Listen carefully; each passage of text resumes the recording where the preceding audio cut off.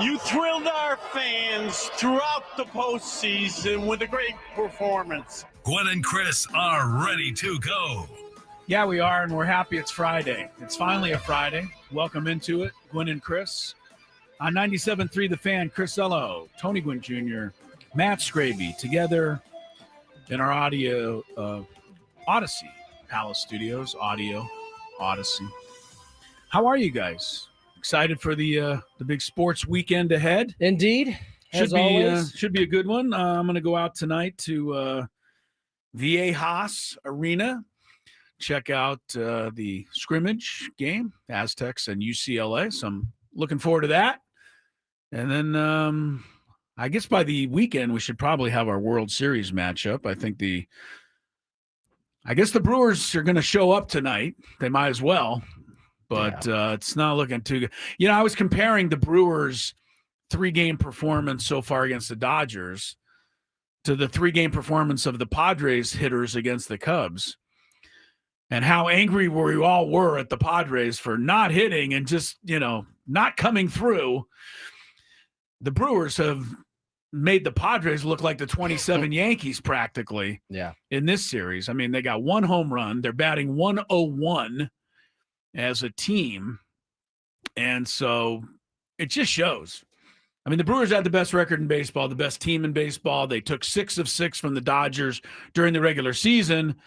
Kind of proof to me, Tony, that unfortunately it happened to the Padres, but it also shows that it can happen to anyone, and does. It does happen to anyone, and right now, the teams that are winning have been able to avoid it. They've had their best players play the best, and the results have kind of spoken for themselves. But on the flip side, the teams that struggle, I mean, this is kind of it's how the playoffs work. It's how it worked. The Phillies were eliminated precisely because Trey Turner and Schwarber and Harper, other than 1 game, were ineffective, and now they begin their autopsy. Now they're going to get rid of Castellanos. Yes. They're going to move this guy and that guy. They're asking the question: can Bryce Harper get back to elite? And those are little things you throw out there to kind of motivate, possibly. Yeah, everybody's doing the same thing. We're going to get on to the latest with the Padres in a moment, because the Athletic has come out with another in-depth article today, and let me just say this before we even get into the article. Ken Rosenthal's byline is attached to the article. So I'm not saying none of it's true. I'm just saying Dennis Lin's name is also connected as well. Dennis Lin is giving me a little legitimacy to this, but Ken Rosenthal's in on this as well. We'll talk about it in a minute. But I just to kind of finish up the baseball, Toronto and Seattle will play this afternoon. Game 5. That's now even, right? And no home team has won a game yet. And it hasn't been close in any game. No. The Mariners are now the ones making the adjustments today. They've changed their lineup. They're putting Julio Rodriguez in the leadoff spot today and dropping Arozarena down. I think it is pretty important for Seattle to get at least 1 before they go back to Toronto, but that series is even. And Vladimir Guerrero Jr., by the way, he's becoming like an all-time postseason guy right now. He has to be having one of the best postseason runs ever. He's Freddie Freeman of last year, right now. So they might have to start pitching around him, because he's just – It might be a good idea. I'm just saying. He's too good now. He has an OPS of 1470. That works. So anyway, we'll keep an eye on that. They don't start till about 3:00 in Seattle for Game 5 there.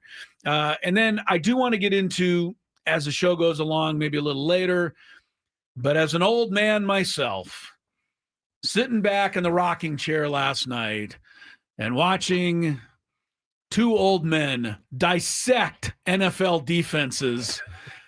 I was even rooting for Rodgers. The icy hot the icy showdown. hot bowl. I was even rooting for Rodgers after a while, because I'm like, this is really a showdown. Yeah. They combined, Tony, to throw for 600 and 7 touchdowns. Rodgers had a couple of picks. One was kind of dropped a little bit into the hand of the receiver. Flacco had nothing. Flacco was just absolutely almost perfect And Flacco really magic remarkable about when to he's start coming again. He's been practicing with the team for 13 days. Yeah. So it was a fun game last night. Obviously not if you're a Steeler fan. I know Michael Valenzuela is probably angry that I brought this up, but it was a great game for those who just were watching a good football game. I guess it proved Mike Tomlin's point of why it was so stupid. He was angry that the Browns traded Flacco in the division, and he knew, he was aware of something. So we'll get into that game and the upcoming weekend and college football and also the NFL. And I also have one more thing that I want to get to, guys, but we'll do the Padre thing first. I want you guys to think of this. I wonder, have either of you, like I do from time to time, wonder why this show has been lucky enough to be successful? And I've never really had it. I've never been able to put it into context before. Like, I feel like we've had a really good run here, 7-8 years, and the ratings have been really good, and we appreciate you listeners out there. But somebody distilled it to me today, and I'm going to explain to you guys why this show has been successful. But we'll do that in the next segment. Okay. I want everybody to think about this for a second. What is he talking about? I will have an answer for you. Oh, Jocelyn has an answer. Oh, Jocelyn's got it? Yeah, it's because of Skraby. That's legitimately what she wrote. Darn it, she ruined it for me. We'll get to that in a second. Anyway, the Athletic article today. Basically, a couple of things I think that jumped out at me. If you haven't seen it yet. One, AJ Preller, is his future uncertain? I don't know that that's fair to say, but the article brings up the obvious fact that is out there, and that is that AJ Preller has not been extended. His contract has not yet been extended. This coming year would be his last, a lame duck year, as they say in sports, if he were not extended. And so the article goes into, why might he not have been extended? What's going on behind the scenes? Real quick, sources, according to the article, indicate that another contract extension for Preller is possible, but not guaranteed. Right. Okay. So that's where that article says, but it doesn't really shed any light on this at all. No. The other part of the article involves the CEO of the Padres, Eric Grupner, who, by all accounts, I don't think there's any other way to couch it. This stadium sells out 70 games out of 81 games this year, or 69, I think it was. By all accounts, if you're a CEO and your team is doing that, you are being quite successful. And the article points out that Grupner, in the transition of Peter Seidler to where they are now with John Seidler, in between there was Eric Kutsenda. Yeah. While Kutsenda was there, right. Kutsenda extended Grupner's contract. So his contract is, cool. He's in a very good, comfortable position, whereas Preller isn't in such a good, comfortable position. To me, that is basically all the article is. Now, you want to read into a lot of innuendos about it, and whether you feel the article is trying to indicate that Grupner has power or Preller doesn't have power, or who has power, or what's going to happen moving forward. I don't really think the article answers any of that stuff, Tony. No. And I just think it's a matter of, there's your information. Go with it, because that's all I really got. Nothing else jumped out at me. I think that the article overall is about where AJ Preller is in terms of an agreement, right? No agreement, and it goes into why he may or may not be getting an extension, or that conversation hasn't happened.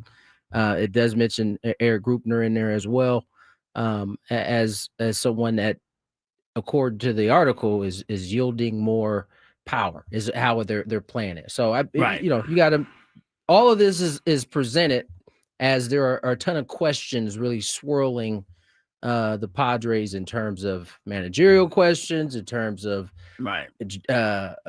president of baseball operations questions and roster questions. And so when you have this kind of it's a little unsettled at the moment. When you have this area that's unsettled, you're going to get this type of conversation popping up. And then, as there is in almost every article that comes out these days, or every podcast, or every tweet, there has to be some clickbait in there. So here is your clickbait. And if you want to buy into it, go ahead. If you don't. But here's your clickbait. Shildt was announced as the team's new manager on November 21st. That's 2023. And while Preller respected Shildt for his baseball acumen and work ethic, club sources said, I'll underline that again, club sources said the GM's personal preference at that time was to select then bench coach and offensive coordinator Ryan Flaherty as manager. So there's your clickbait. Yeah. And listen, did Preller really want Flaherty? Was Shildt selected by people over his head?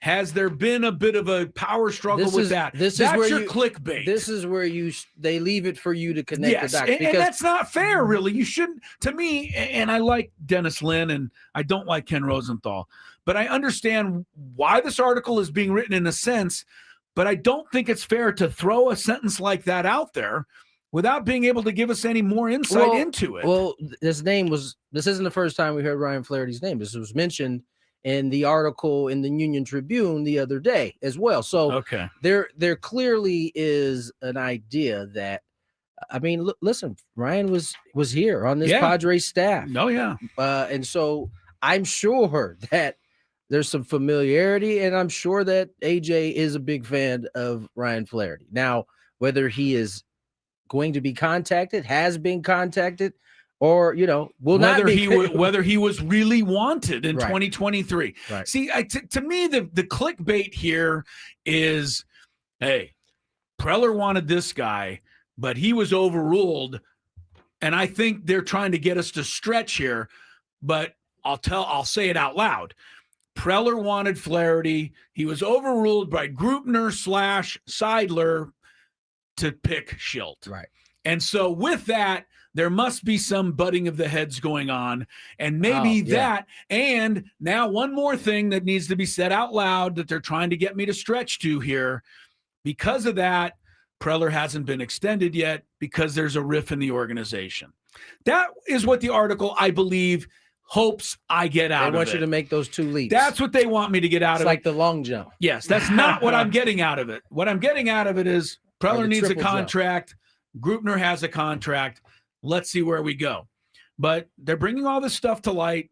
So conspiracy theorists, and we'll hear from our top conspiracy theorist after the break on this stuff, Mr. Skraby. But conspiracy theorists are going to say, see, we told you all along. Preller hasn't been calling the shots. Oh, no. That's the conspiracy. No, I know. That's not what I'm saying. No, but I'm saying that people out there are saying that AJ is calling the shots. Well, this article is trying to say that maybe he wasn't. Oh, so right? AJ didn't fire Mike Shildt? Maybe like everybody said he did? Maybe somebody above him. This is what the article wants us to be, salaciously wants us to be talking about today. No, you're right about that. I mean, we are talking about it because there's a lot in there. Yeah. Go to the Athletic website or wherever it is online, or you find it tweeted out somewhere if you want to read the whole thing. I will tell you, you're going to be bored to death about halfway through it. Because it's really long and it's really involved. I don't know why you have to say stuff like that. I'm sorry. I didn't because I didn't personally make it through every word. It was so long. But those are the bullet points for you. I read everything. Okay. So, well, we will talk a little bit more about that. Also, when we come back, why the Gwynn and Chris show has been lucky enough to be successful, distilled into one sentence. It's all coming up as Gwynn and Chris gets underway for a Friday heading into a sports weekend on San Diego's numero uno, 97.3 The Fan.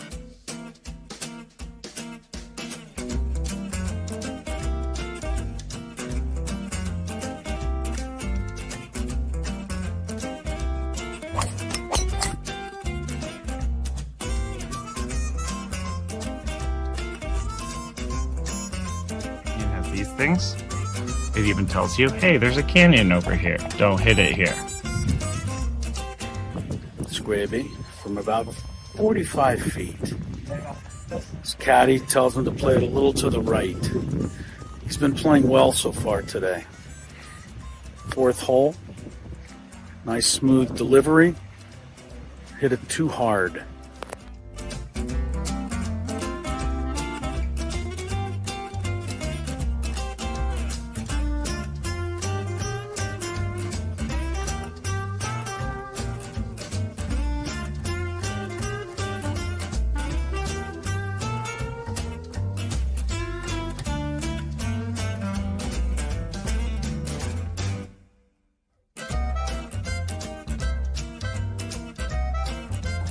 Sasquatch.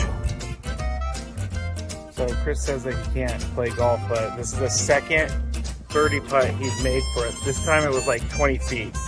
Thank you very much, Greg. But once again, you're hitting some very nice shots as well. I'm not used to complimentary to you, but can't help but be complimentary. Your shot making. With my what? Your shot making. You hit some.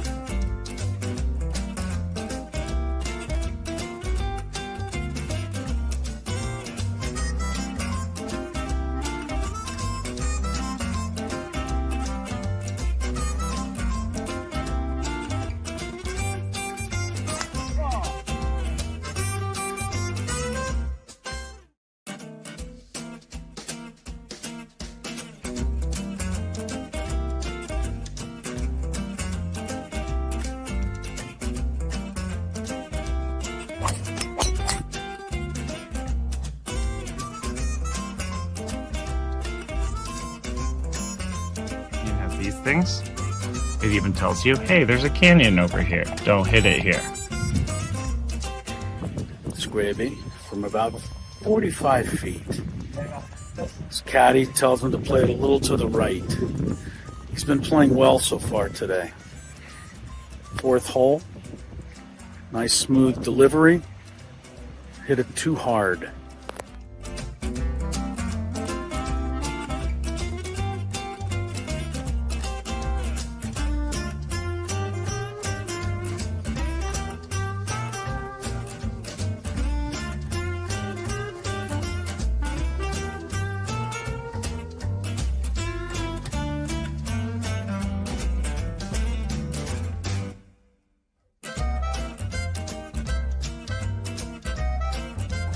Sasquatch. So Chris says that he can't play golf, but this is the second birdie putt he's made for us. This time it was like 20 feet. Thank you very much, Greg. But once again, you're hitting some very nice shots as well. I'm not used to complimentary to you, but can't help but be complimentary. Your shot making. With my what? Your shot making. You hit some.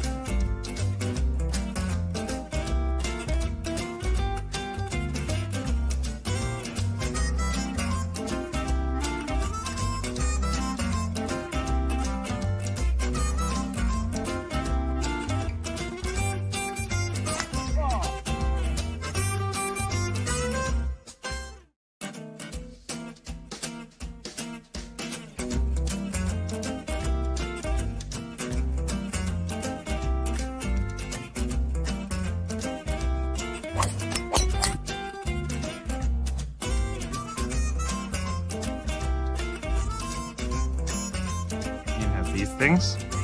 It even tells you, hey, there's a canyon over here. Don't hit it here.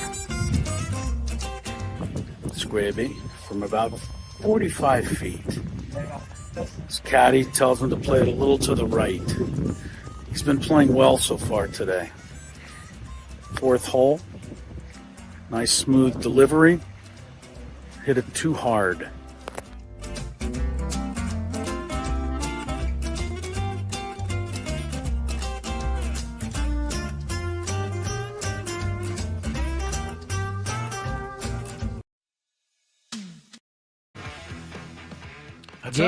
Game 5 here today. Mariners in action. No.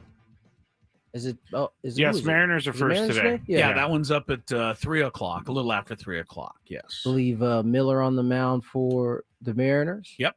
Who's going for Gosman? Mr. Gosman. Yeah, Toronto starting pitcher on paper has the edge. I mean, that series has just come down to hitting, just flat out mashing the ball. 2 games Seattle did it, and 2 games Toronto did it. It has been a mash fest. I think they put up there somewhere that like that. The American League Series has had 47 or something runs scored. The NL 13 so far. There's been nothing in the National League. It's been some good starting pitching. I mean, it may not be on both sides in that series, but there's been at least one good starter in each of the games played. So, Chris, you were teasing before we left. I'm excited about this. You guys know me well enough to know that this is probably going to end up with a bit of a tongue-in-cheek thing. Yeah, no, because I'm really weirded out by this whole thing. I'm kind of with Skraby on this. I'm interested to hear. All right. Well, I was having a conversation with Lori today, and one of her coworkers, Tracy, came in. And so they put me on the speaker because Tracy wanted to tell me that her husband, Rick, is a big fan of the show, and he was listening yesterday, and he was a little bit perplexed as to why we went off the air so soon. And Tracy explained to him that when they have Thursday night football, they have to go off. And then he told her that, well, that's good because now I can listen to the football, go home and watch the football. Anyway, it was a story. But she, so Tracy went on and said, he loves your show. And I said, well, thank you. And I said, we've been really lucky. It's a really good combination. And then she said, but he doesn't really understand who that Skraby guy is. He gets the Gwynn and Chris part of the show. And I said, and she said, well, he's the producer and he's a big part of the show. So Tracy was on it. She's like, he's a big part of the show. And the 3 of them all work together and it works really well. And then she said something that has resonated with me. And here we go. Do you remember the very popular morning show on another station, the DSC? Yeah. All right. Everybody who grew up in San Diego remembers Dave, Shelley, and Chainsaw, I think. They, along with Jeff and Jer on another channel, ruled the airwaves there for a decade plus. Dave Rickards was a very, very, I think, outstanding talk show host who led the DSC program. Apparently, he once told Tracy that the reason that the show worked, the DSC, because she worked at that station at the time, he said, because we have the 3 things that any good radio show requires. He said, we have a dick, a dork, and a deer. Oh, my gosh. Now, deer is DEAR, not standing for the animal, but standing for somebody who's pleasant and likable. Right. I know who the first D is. And I looked at this show, our show, and I said, we have all 3. We do. I am clearly the dick. There's no argument. Thank you. No doubt about it. Thank you. Everybody, likes to hate what I say. Thank you. Tony is clearly the deer. Everyone loves Tony. Yeah. He can do no wrong. I agree. He never says anything that, everybody, no matter what he says, they go, oh, yeah, Tony, we love you, Tony. But then there's the most important one of all. The dork. The dork. And you are the perfect foil for this show. And I had to share. I just had to share with you guys. I'm not offended whatsoever. No, that was pretty good. No, I'm not I can see either. it. Well, look, Dave Rickards, when he first came up with the saying, he himself was the dick. He knew. The deer was the Shelley. Yeah. And the dork was a little more Chainsaw or whoever he brought in. But every great show needs those 3 items, according to a guy that I respect a lot, and Dave Rickards. And when she said that today, I looked at it and I said, man, we are lucky because we've got them. Yeah. That's what we got. I never crossed my mind to look at it that way. No, but me neither. It makes some sense. Makes a little sense.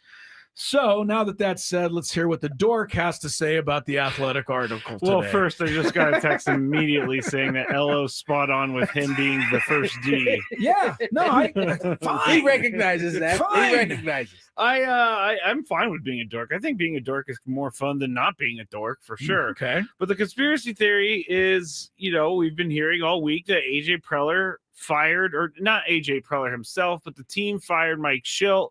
So the conspiracy theory is now that there is a big power play being jockeyed at the top, and AJ might be the odd man out because he's the one without a contract. And so then in turn, they're going to have, because in the article also it said that Eric Grupner has some team stake.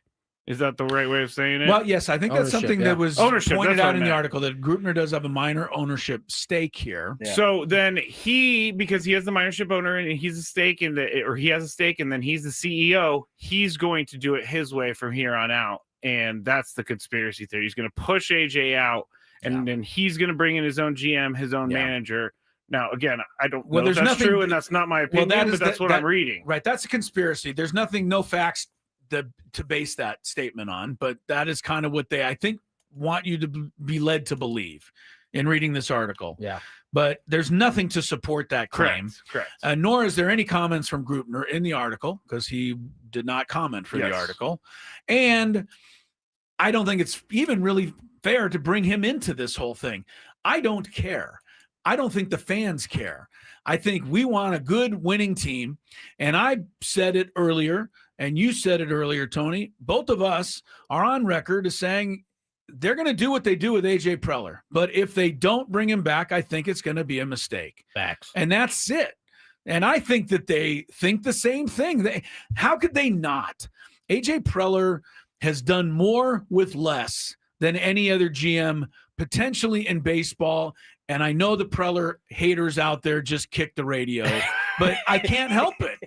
It's kind of true, Tony. I mean, he's got less to work with, and yet he's put this team. We had Juan Soto on this team. We've had star players. Anyway, I'm not going to go on and on about it. Listen, I think the interesting thing is the Padres are probably the organization that is a fly in the ointment of the non-spending, absolutely small market teams. Yes. Because they are finding a way to do it. While yes, they went for it, right? They were like number 2? Were they ever number 1? I think they were 2 or 3 last year when they got as high as 2. And then they started to kind of bring it down. They cut it $90 million before the start of this season. And I think AJ is a big reason why they've been able to do it, despite not being, at the tippy top for longer than that 1 year. Matt says on the chat, I will say the Schultz hire never made sense for AJ, so Eric Kutsenda pulling rank on that hire wouldn't be that surprising. We're not even saying, we don't know who would pull rank or anything. Well, I mean, it was said when it went down that Brian Flaherty was he was the one who finished second in the last kind of go round. Yeah, the managerial interviews and stuff. Yeah, no, he was definitely one of the favorites. So it's not a stretch. I am reading this a lot, and this is the consistent message I'm seeing from all of the people that are commenting on this. If the Padres let go of AJ Preller, it's going to make a lot of fans upset because he has made this team relevant, and they don't. Well, I'm speaking for myself now.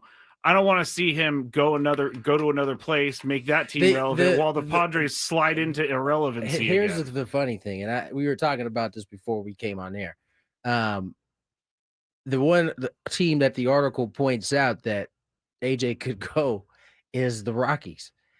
And that's the only place that has an opening right now. Right. If AJ were separated from this job, right. The only place he could currently go work in this position is the Rockies. Which would have to take place in a similar way that Bob Melvin was given permission to do that. Yeah. With 1 year left on his deal, right? It'd have to go down the very same way. But then you start to kind of like walk through that and what it would look like. That would mean, Dick Munford would have to like open up his pocketbook and like reset the infrastructure, which is what the Padres did. And Dick Munford would have to recognize somebody who's good at their job and actually want to bring them into his organization rather than getting rid of good people like he normally does. So, we often hear when we get into these articles, there's not a lot of these jobs out there. There's only one available outside of this. So, I don't know that there's much option for AJ outside of an extension right now. I also want to remind everybody that the notion that this organization has become successful because of AJ Preller That is true, but it's also on the field. And again, Grubner, you cannot state in any other way that this hasn't been an incredibly successful organization right now off the field. They're getting more sellouts than any other team in baseball, except for the Dodgers. Yep. And the Dodgers have a few more folks to draw from. So, they've both really done a good job. I know and hopefully they can continue to do a good job just together. From that standpoint, you're thinking about the fan experience. Right. Like when you but walk the fan into Petco experience Park, is part of the success. Right. I think. I know we're over time, but what is the CEO's job for not just the Padres, but for all teams? Is it to make the team money? Is it to make the team money and help put a good product on the field? Or is the good product on the field usually left to like the GM or baseball ops or that sort of guy? To answer your question, I think it is to help the organization maximize their value. Provide support to make the organization better. I don't know what supply I think support what Tony means. said. I'm just saying that in terms of what the CEO's job is, I believe it is to help the organization make as much money as possible. Thrive. Okay, thank you. I believe between the two guys, Preller, Grubner, it's been really successful. The Padres would be silly to not do everything they can to keep that going. Yeah. That's at least what I see. Anyway, if you want to read more into it, athletic article, it's out there for you to enjoy. I think it's up to the deer to take us to break. Yes. My dear Tony Gwynn Jr. Let's get to break. Kirk Kitty joins us next. We talk a little Aztec football as they go into their bye week. More Gwynn and Chris.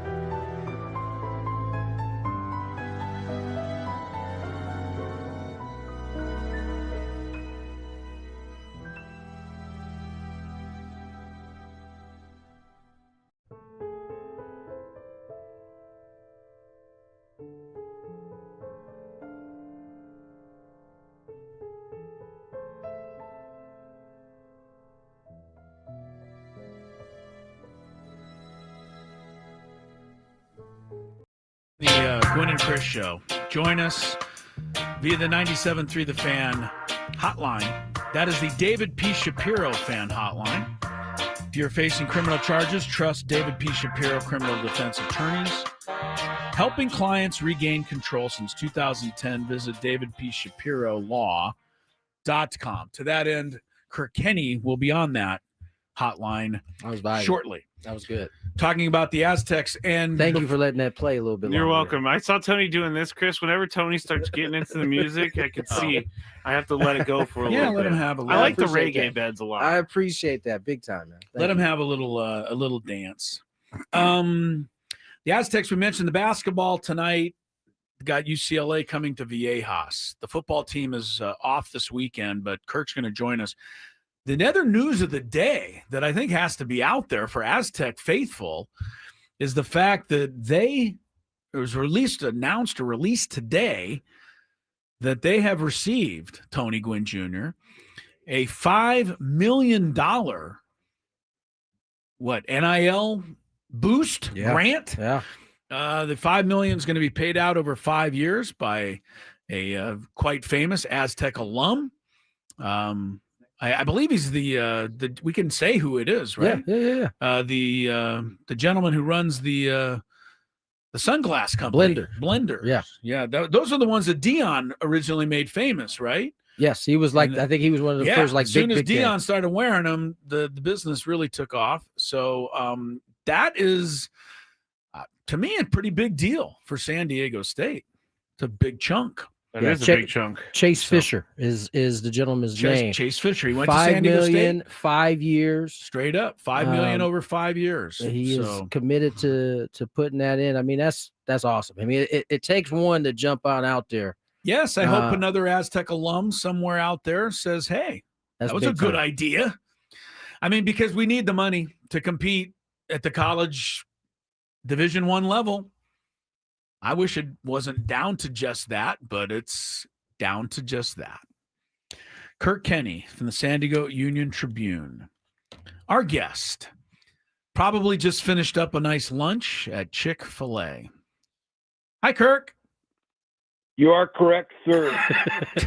I am correct, sir. We had no doubt. Yes, we have no doubt. You're up to day number what, Kirk? 1501. Oh, my goodness. 1,501 consecutive days eating at Chick-fil-A. Wow. Not counting Sundays. Not counting Sundays. What do you do on Sundays? That's a good question. You got to eat. KFC. No, you don't go to one of their. You do not. You go to a competitor. Got to get chicken somewhere. Okay, well, he goes to a competitor. I was not expecting him to say KFC. Yeah, I wasn't expecting that. What did Wade Boggs do? Yeah, well, hey, it worked for Wade. That chicken is and for beer. Sure. All right, Kirk Kenny, we talked to you last week before the Aztecs went to Nevada, and we talked about, well, can they do it and prove it on the road? They answered that with a rather emphatic yes. And as you pointed out in your articles this week, the thing that made it so impressive was they scored on special teams. They scored on defense again. And again, it was Chris Johnson. And then they scored with the passing game, and then they scored with the running game.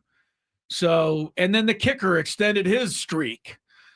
I mean, it was really everything working last week, and that was really fun to see. Yeah, they kind of covered every base, didn't they? Is there any other way to score? I mean, I guess, defense scored. I guess you could have got a safety. They didn't have a safety, yeah. But, yeah. No, I mean, to see everything firing like that was, that's what they've been working toward. I mean, as you kind of wrote today, or yesterday, I should say, there seems to be just kind of an even killness about Coach Lewis.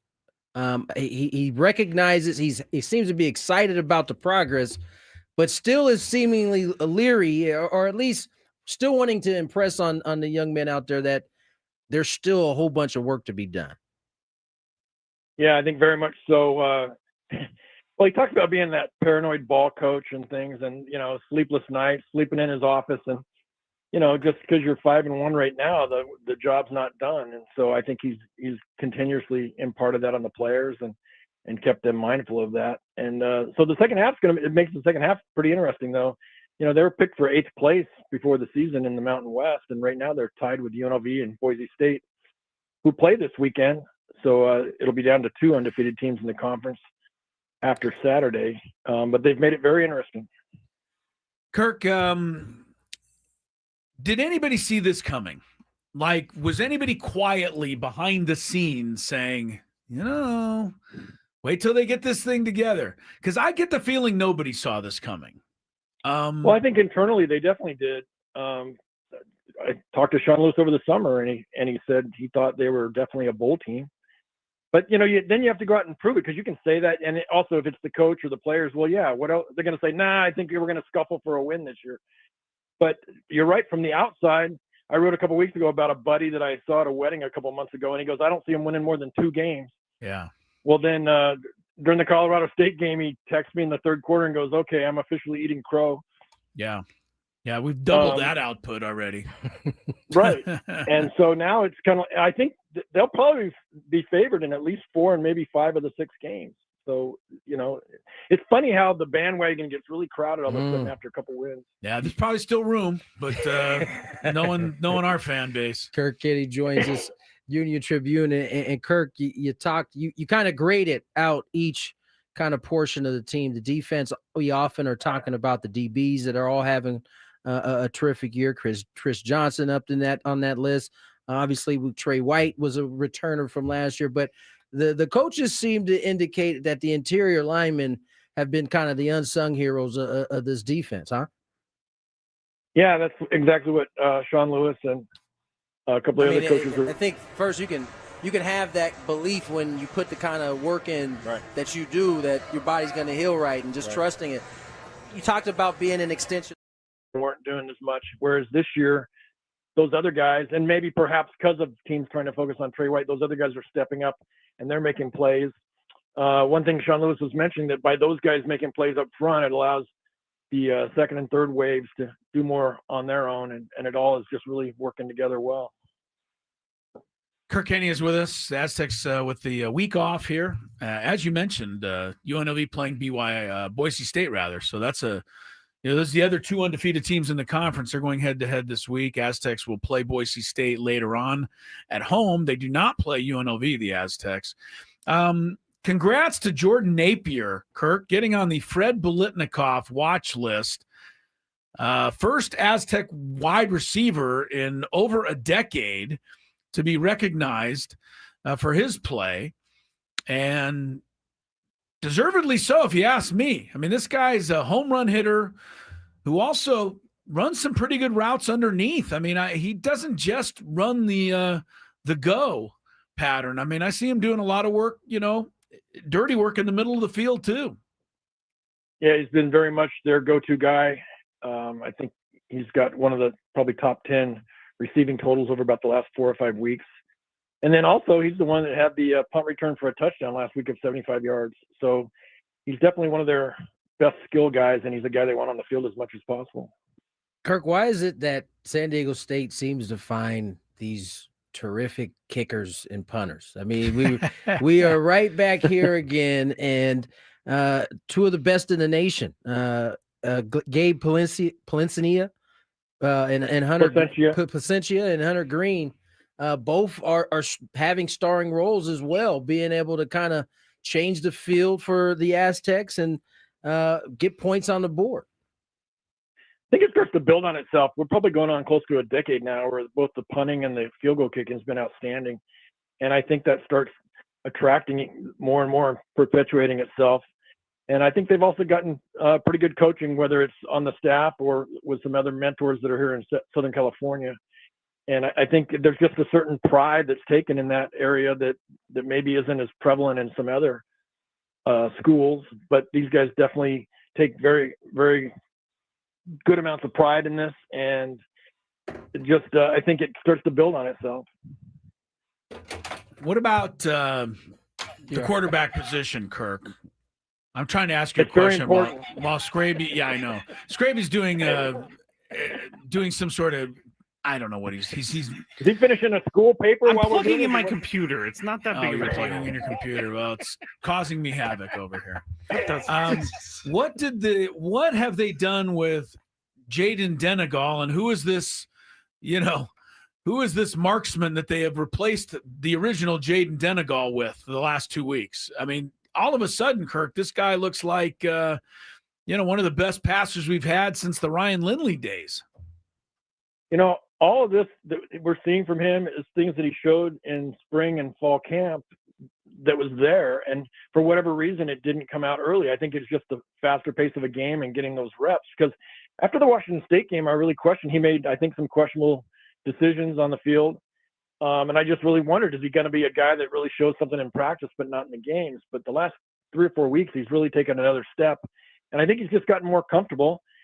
The offensive line's done well in front of him, so he's had a chance to get more comfortable and produce, and that's exactly what we're seeing. How about this? We just talked about the NIL donation, $5 million over 5 years. Yeah. Just off the surface, I mean, this sounds like a really, really welcome, thing for San Diego State, the whole athletic department. Let's talk a little bit about what that kind of means, and are the Essex saying anything yet, or I just kind of came out today? Yeah, they had a release on it, and he's been very involved the last 2 or 3 years with getting the sunglasses to the players and having them kind of put the brand out there. But what he announced today was just a tremendous, I don't think I've seen anything like that, especially in the NIL era for San Diego State in particular. Now, if they can get about 4 or 5 or 6 more guys like that, they'll have something. That's one thing. If we only knew some rich alumni, Kirk, like the guy sitting over here across from me, Yeah, about the only NIL I could give them is advice. Advice, and they don't want that, I'm sure. And how cheap is that? Yeah. But we'll see what happens, because obviously it's a big donation, but the money keeps multiplying. I mean, I think Mark Ziegler wrote today that a couple of years ago, their NIL was generating like $350,000. Well, now it's going to generate $4 million for basketball, I believe. And whereas some of these other schools are already at like 10 or 15 or 20. So yeah, they said that they said they keep moving the goalposts back. You get more money, and then every other school gets more money. Right. Yeah. So then it's okay. You may spend it well, and you just can't miss when you bring a guy in. And that's one of the problems. A lot of these guys get the NIL money up front, but they might not produce. Maybe they hit, and the Aztecs have done very well with it, I think, with basketball. How important is it to get, or how much will this be of help, obviously, especially as you get ready to move into the Pac-12 next year? Oh, I think it'll be real big. And I think some of them stepped up last year, late in the year, to keep Magoon with the basketball team and maybe bring in a couple of the other guys they got. But it's just going to – I think the biggest thing is going to depend on how much the money keeps growing. And will it get controlled now by the NCAA a little bit more, since the House settlement came, and I think they'll be able to control costs a little bit. But we'll just have to see how much things continue to grow. At some point, I don't know how you can really keep up if you're only making 20% of what some of these other schools are doing. Well, the Aztec football team right now is living and right. The basketball team starts tonight. Things are thumbs up on the Mesa at the moment. Kirk, enjoy the rest of your week off. We'll talk to you down the road here. Appreciate your time. Hey, I just wanted to say one other thing. Yeah. My wife's 40th reunion is this weekend at Poway High, and I was wondering, Tony's probably around 25, aren't you? You're welcome to come celebrate as well if you want. 40-year reunion. Thank you. Congrats to Leanne. Now, I will say that they did take Helix's school colors, and that's kind of been a bone of contention for a while. Yeah, I don't know if we took them. They're green and white. We're green and gray. Wait, who's green and white and who's green? They're green and white. Helix is green and white. Oh, Helix. Yeah. When I was at Helix, there was some gray in there too. So Stop it, Kirk. This is all about Poway on this show. Don't forget it. All right. Thanks, buddy. Take care, Kirk. Kirk Kenny, the pride of Helix High. We'll end on that bright note. You got it. You and Bill Walton. All right.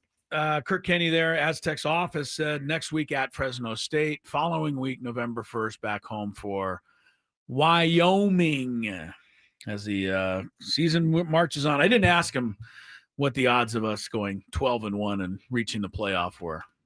Maybe we win a couple more games. I'll start to think maybe that could be a reality.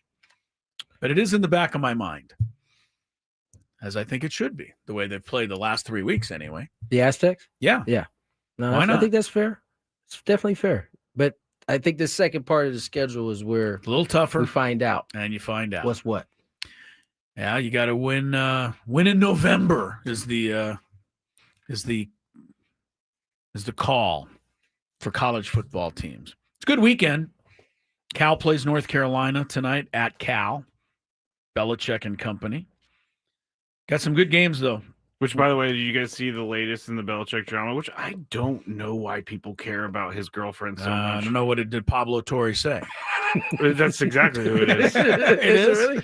Yeah, they released a video of her like behind the scenes. They didn't know they were still recording, and she was just being like demanding and ordering people around. I'm not sure why people are so interested in taking down Bill because of his girlfriend, but seems like people are. Well, she doesn't do herself any favors with some of these. I haven't seen any of it. So Some I of mean, these, if she's outbursts. She is does seem a little. there demanding. sound? Or is it just No, there's sound. Okay. Yeah. But I wasn't even going to bring it to the show. Kirk was on the David P. Shapiro fan hotline. Again, if you're facing criminal charges, trust David P. Shapiro, criminal defense attorneys. They help clients regain control since 2010. Visit davidpshapirolaw.com. Thank you, Kirk. And we'll get a little daily gambit rolling here in hour number 2. There's Tony, you much care more. to... Tony, I don't know where Tony went. Because Tony I see the normally- corner of his room. Oh, well, hopefully he'll be back shortly. Harbaugh, I'm not sure where he went. I might text him to see if he's okay here in a second. hope he didn't, yeah. Did you think he fell in the shower or Well, I hope he something? didn't meet with foul play. You think he met with foul play in our commercial break? I don't know. I mean, he is in New York City. So. He's in New York City. It could be, you never know. All right, we'll just go forward. We're just going to go forward without Tony. I'm sure he'll rejoin us when he gets a moment. Everybody stare at that box in the top right corner because it's just the corner of his room. I'm going to look now. I'm kind of intrigued. Oh, someone says maybe he's in the bathroom. I don't know. He's been known to go there, as have all of us, frankly, but him more than most. Over under, Tony just forgot that he was doing the show. That's not nice. So maybe that's what they're thinking. You know what just hit me, Chris? No.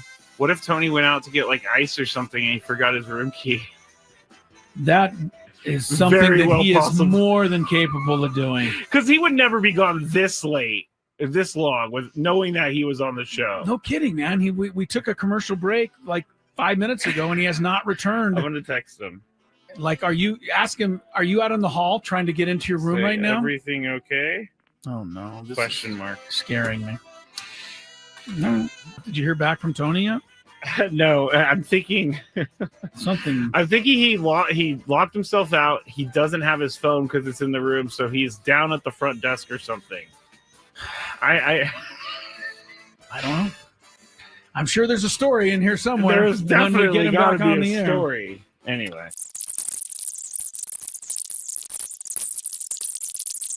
I was very concerned about Tony, and I took him off the screen because he's not back. I guarantee you he got locked out of his room. I don't think you're wrong, because that makes sense. But how far away is the lobby? Of course, the New York hotel, it could be one of those ones where you got to wait a while to get up to the... And he's just sitting in line. I don't know why I find this so funny, but it is. Well, it's funny to me. if he comes back with a funny story. Yeah, like It's I locked not myself funny. out. It's not funny if he fell and hit his head somewhere Well, and we don't know where he is. Of course, That's not funny. Of course, that's not funny. He's obviously not with his phone because he hasn't gotten back to us. Has Tony locked himself out before? Not during the show, but I'm sure he has at one point in his life. Of all people, Tony would certainly seem to be one who would do it. Oh, August also says, Clinton said, got to use the key card for the elevator too. So maybe he's just stuck. Can't even get down? No, you don't need the key card to go down. Okay. You only need those to go up. You should be able to get down to the lobby to say, hey, I locked myself out.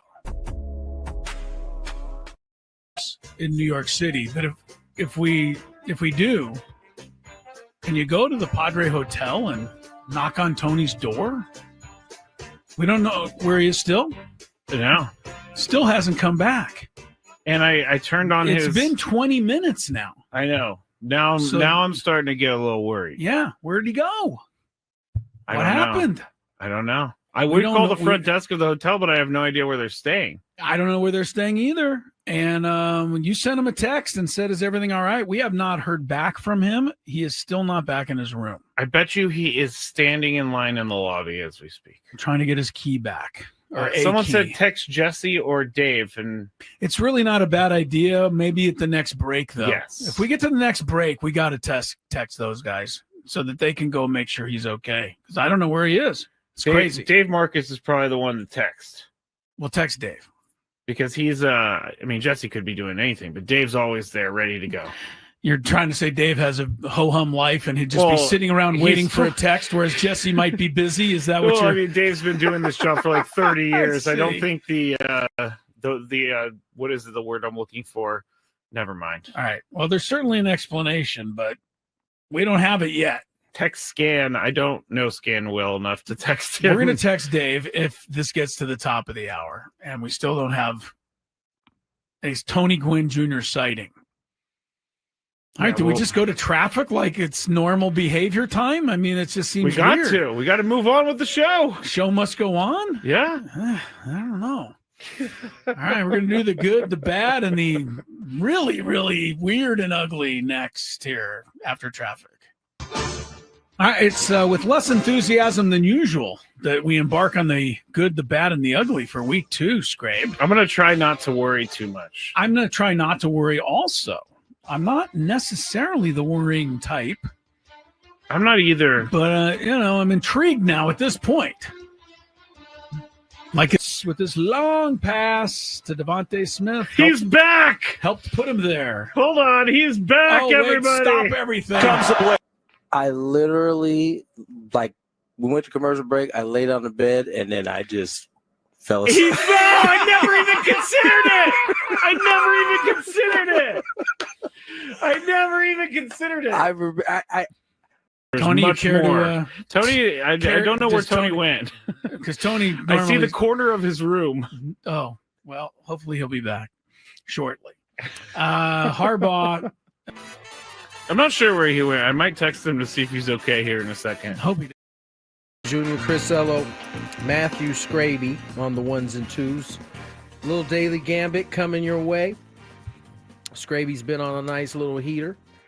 Starting to get closer and closer to game times here. Rangers. Blue Jays, Mariners. The Rangers wish. Game 5. Going with the roof closed in this game today. Well, do they have that's a good point because the roof was open. The Mariners are home, right? Obviously. Did they choose that? Like, can they just say, we're going to play it closed? Or is there any rule that governs whether it has to be open or closed? I mean, they can decide whether they open or close it, but generally, if it's a good day outside, they're gonna open it. I'm thinking they're closing it because they lost the first 2 games while it was open. I'm guessing, based on how everybody's dressed, it probably is raining. Let me go see the Seattle weather. I think there's something afoot here, Mr. Conspiracy Theory. It's a little chilly. A little chilly. 59 degrees. They're closing the roof because they're scared. There's no rain in the forecast. They don't want the Blue Jays hitting Titanic blasts out of the stadium as they've been doing throughout this series. Now, does the air conditioning blow in so that the they used to balls say don't that? I don't know that they have air conditioning because it's not fully closed. Oh, okay. So, the left field area there's some air there's like an opening, so the air comes in there. So. Here's the rules for retractable roof stadiums in Major League Baseball. The decision to open or close, as Tony just said, the roof before a game is made by the home club considering factors such as weather and fan comfort. The roof may be opened only once during the game, and the umpire crew chief will notify the visiting club before it's open. If the game begins with the roof open, it may only be closed in the event of impending rain or other adverse weather conditions. Once it started. Once the game starts. So you can't be like, here, we scored 9 runs. Now we're gonna close the roof, and they would then have to let the other team get their at bats the way it was before they then opened it. It didn't say anything in there about you can only close the roof after teams been crushed in the first 2 games with the roof open, though. No. But a team may challenge a decision to close the roof if they feel a competitive imbalance is going to arise. Yeah, I think we'll see. We'll see. Wouldn't that be something? Game in protest due to roof condition. Well, Let's we ready for a daily game? Yeah. Let's get to the daily game. Do you like money? I think about money a lot. Do you like money without doing anything? Winning. Do you want to make money while watching sports? I think Washington is immortal luck. Washington! Woohoo! If you answered yes, this is your segment. Just don't blame us when you lose. Nothing is ever your fault. It's your game.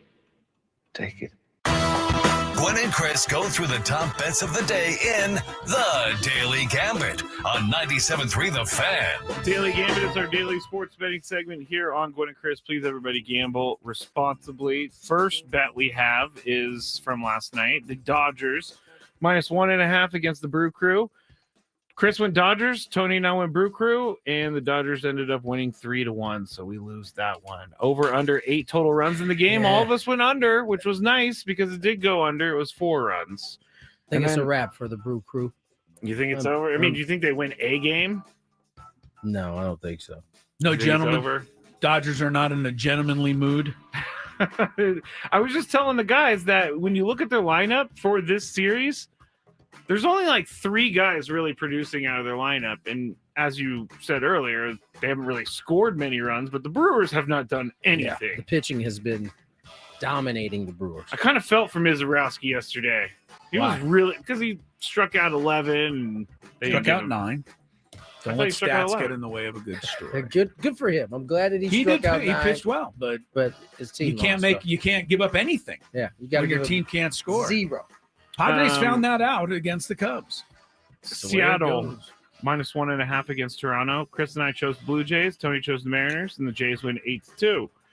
Max Scherzer, which we will talk about in the Big Five, because he refused to come out of the game. And John Schneider has a really funny way of recounting the tale. But we all said under 4.5 strikeouts. He had 5. I got a text as soon as he got his 5th from a friend that must have been listening to the show because I had forgot about it. He said, "Of course, Scherzer gets 5 Ks." Yeah. I was like, "Oh yeah, I think we must have bet on that." Yeah, people listen. Max Scherzer was 100% Max he pitched Scherzer fine, last night. I mean, but here's the thing. I'm going to say he pitched fine. But if he was pitching against the Dodgers and did that, he would have lost because he gave up 2 runs. I mean, you still have to score. Yeah. For these, for that to be a successful game for Max Scherzer. His team doesn't look like they're having too much problem scoring runs, though. No, right now, no. They've scored 21 runs in the last 2 games. And then Seattle scored 13 in the first 2 games when they were in Toronto. I was So saying it's this been the other crazy. day. The series has been good and bad because you're seeing a lot of great hitting, but you're not seeing close games. Yeah, by the way, the Mariners have scored 6 runs in the 2 games at Since. home. So it's not like they're scoring that's nothing, what I but mean. they're just getting trounced. That's what I mean. But both Bieber and Scherzer are being lauded for their great efforts, and they did pitch well. But it wouldn't have been anything if they didn't have all these runs to work with. East Carolina, -16.5 points against Tulsa last night. Chris went Golden Hurricanes. Tony and I went East Carolina. East Carolina wins 41 Oh, there's my first to win of the day. 27. No, but Tulsa wins the bet. Tulsa wins the bet. I'm still over. They didn't cover. And then finally, the Toronto Maple Leafs. I get people that are very angry at me for saying you should, because Leafs. you being a, you know what? It's not that big of a deal, but whatever. Toronto Maple Leafs. Remember when you call them the Leaves that I'm the dick on the show. Just remember that. Can you stop saying that word? Toronto Maple Leafs -1.5 on the puck line against the Rangers. Chris and I went Toronto. Tony went Rangers. The Leafs win 2-1, but Tony wins the bet. Hey, winner, winner. All right, we got Skraby with 17 wins so far this week. Tony 10, Chris 9.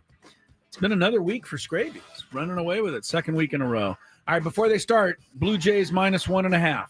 Game 5 at Mariners. Skraby. Ooh. Blue Jays are the favored side now. I got to think the Mariners have to win this game. Go with I'm them. gonna go with them. I'm in agreement with you. They have to. Tony? Mariners. Yeah. All right. Dodgers, -1.5. Brew Crew. I mean, you got to go Dodgers. Like I said, or like Tony said, I don't think the Brewers can get one. Tony, you're going Dodgers? Yeah.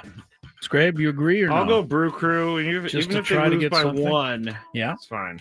7.5 runs tonight for the Brewers and the Dodgers. Tony, 7.5. What do you like here? You got Over Shohei and who? Gossman. Quintana. Oh, Quintana. Gossman's pitching right now. I'm all over the place. Over. Wow. Tony says Dodgers win 8-1 today because we know the Brewers are getting one. Scraby? I'm gonna go under. Under. I agree with Tony. The Brewers, just a couple of balls have to fall in by luck. I'll say over. All right, different games, but who gets more strikeouts? Gosman for Toronto or Ohtani for the Doyers? Scraby. Ohtani seems to be a strikeout machine. I'm gonna go with Ohtani. Ohtani there. Just on the chance that I think Gosman stays in his game longer. Gosman. Tony? Shohei. All right, different games again. Runs plus hits plus RBIs. Who has more, Vlad or Ohtani? Now, that seems like a blowout right now. I mean, Vlad is having this historic postseason. Ohtani can't get a hit. For that reason, and plus a lefty's on the mound for the Brewers, I'll take Vlad. Seems obvious. Tony? Vlad. You're not going to go for the Ohtani double? You picked him on the strikeouts. No, not the Ohtani daily double. All right. We do a little college football. I picked Ohtani too, correct? In For the the strikeouts, strikeouts, yes. Cal football, -8.5 tonight. That's how bad it's gotten for Belichick. He's underdog by 8.5 points against a team the Aztecs shut out 34-0. What do you think, Tony? Give me North Carolina to cover. The cover. It's great. Cal. The thing I don't like for Carolina is they got to cross the country. That's tough. The thing I don't like for Cal is that they looked awful against us, and I hope that it was because of us, but I'm going to take North Carolina. Go on to raise up.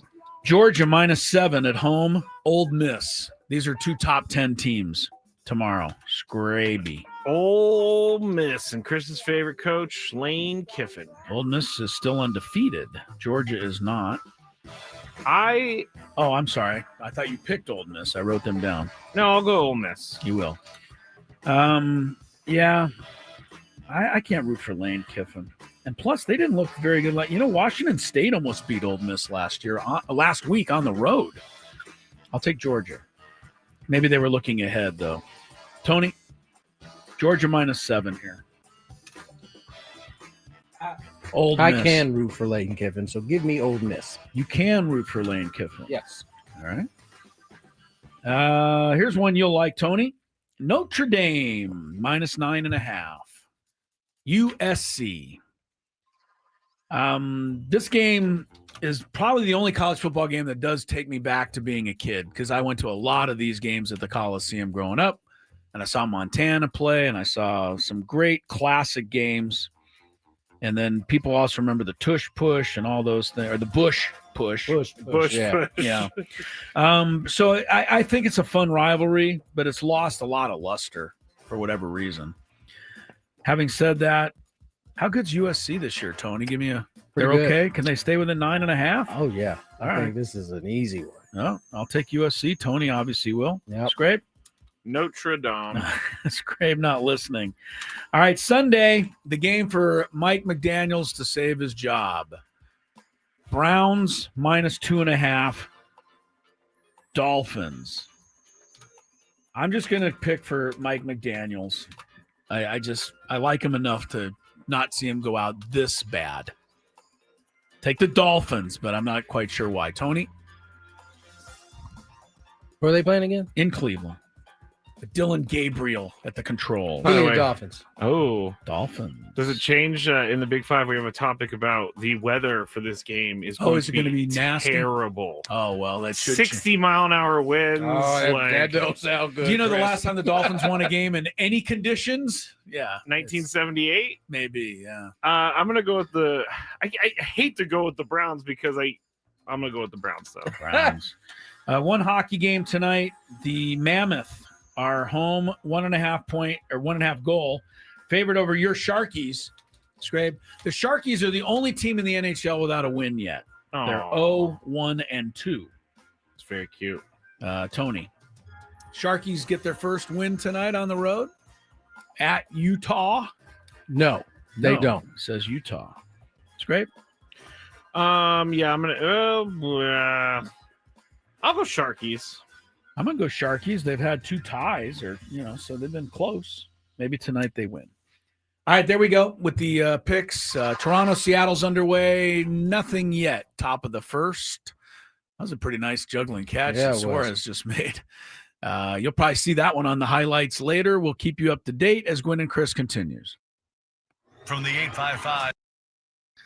Gavin Sheets is with us, and man, he's a big reason why the Padres have had the kind of season they've had so far. And I've said it many times. Where would we be without you, Gavin? I want to ask a little bit about left field. You have really impressed a lot of people. I think from how far you've come in left field, and maybe the early games there was just a matter of kind of getting reacquainted with it out there.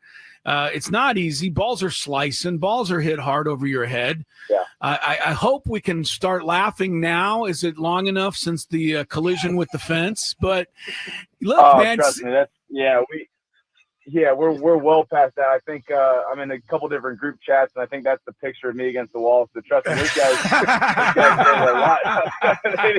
they didn't wait very long. I can promise you that. I bet. Well, you're lucky that because I've seen a lot of teams will go out there the next day and somebody will tape an outline of the player up against the fence where they ran it. I didn't see the Padres do that, but what I'm saying is. Go ahead. I'm very happy we got to San Fran quickly. Yeah, right. You got out of town. That's right. We left right after. That's what happened. But no, let's be serious because left field, I think you've been great, and really done a nice job, made some really good catches out there. I think it seems to me that Schilt and the staff, are pretty comfortable with you out there. Where are you at in left field? Yeah, I think that, no, you said it right. I think, in the beginning, getting out there just, because I had never really played left, and getting out there, one day a week, once every 2 weeks, that was tough. And, I knew that once they kind of gave me the keys to left field, I bought in and enjoyed it, took it as obviously a huge compliment to be thrown out there. And, and just put a lot of work out there. Macias and I, the outfield coach, we busted our butt out there and kind of enjoyed the process of it, and enjoyed growing as an outfielder, enjoyed the, just being able to help the team in many different ways. And, I think just buying in and putting in work out there. But you're right. I think I grew a lot out there from April and May to where we are now. Gavin, I want to highlight something you kind of alluded to in one of your earlier answers. You said that your role might change. Talk a little bit about watching as everybody else was last night, as all these deals are flurrying through. Talk about kind of recognizing that maybe your role changes a little bit, but also the excitement of acquiring all of this talent as you guys, focus on perhaps winning a World Series. Yeah. Man, it was, I felt like a fan like everybody else yesterday, just watching along and seeing all the moves that were being made across the league. And, I think what we did yesterday just solidifies that everybody in the clubhouse has the same goal. Front office all the way down, ownership all the way down. And, obviously we bring in the players that we brought in. It makes this team extremely dangerous from top to bottom. And then you look at our pitching and our bullpen, and man, thank God I'm on this team, because coming to San Diego and getting potentially Mason Miller in the 5th inning, that's about as good as it gets. And, obviously I don't know what the role is going to be going forward. I don't know how we're going to, manage everything. Obviously that's way out of my control, but I do know that we all have the same goal in mind. And I think that it really showed yesterday that we're not messing around and we're going for it. And you've kind of sent that message again also, Gavin. I mean, the one thing I've been really impressed with, along with your growth in left field, is the hitting against left-handers. I don't know that they, you can look at numbers, et cetera. I think the team, the staff, they want to see you against some left-handed pitching, but I don't know that they expected a lot. And then you came in there and started tearing up left-handed pitching pretty good. So, I think you're going to get chances the next 2 months because of the way you performed. Just real quick for us, standing in the batter's box, what is your mindset, or is it any different against a lefty as opposed to a righty? Yeah, I think the biggest thing is just is staying a little bit more opposite field gap oriented against lefties. I think that's what brought a lot of success for me, especially average wise. I think, obviously my damage is more against righties. But I think I might be hitting for a higher average against lefties. And that's because, staying in there a little bit longer and using that opposite field gap, and, everything's kind of be going away from me, and just trying to buy into, just being a really good hitter and a really tough out. And I think when I just, enjoyed facing lefties and took it personally and really worked at it and really opened up that opposite field gap was huge for me. Yeah, well, I'm not surprised. Look, most of us, a good left-handed pitcher, we'd be stepping so far into the bucket, we'd be, facing the dugout. But I don't expect to see that from a guy that's willing to run into the left field wall to catch a ball.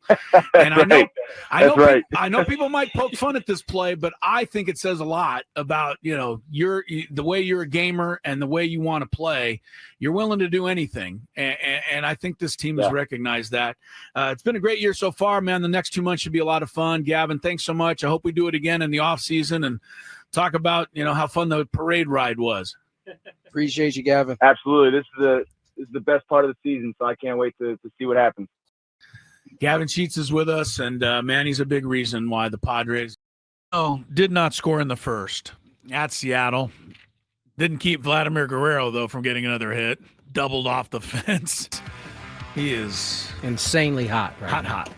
No score. We'll keep you up to date. Just underway there. Gwynn and Chris, 97.3 The Fan, and all guests who join us here join via the David P. Shapiro Fan Hotline. If you are facing criminal charges, trust David P. Shapiro Criminal Defense Attorneys. They help clients regain control.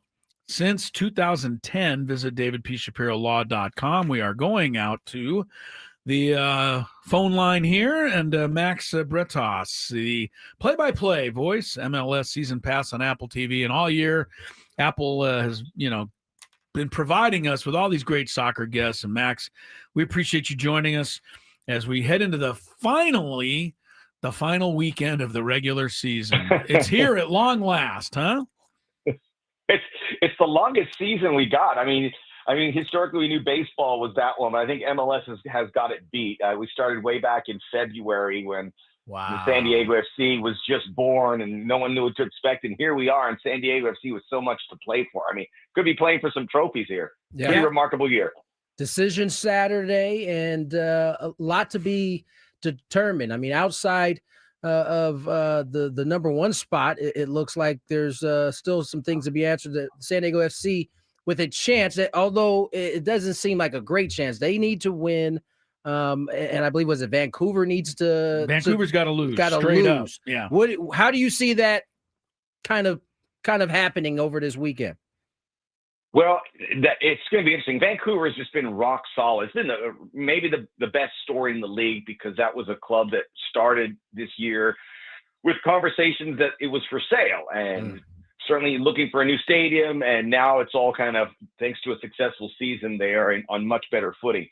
They're playing a Dallas team which needs to win, or doesn't need to win, but I think, well, maybe they do need a win to make the playoffs. So they have a lot of incentives, but that's going to be up there in Canada. So I think first place probably going to be out of reach for San Diego. But if you finish second, and they got LAFC right behind them, they would love to get that, because as the playoffs go on, if it goes chalk, which, by the way, it rarely does in Major League Soccer, but maybe this is the year it does, that if San Diego's there as the 2 seed, they would host LAFC or whomever in a one-off game in San Diego. But then the flip side is San Diego's so good away from home. Maybe they're better off.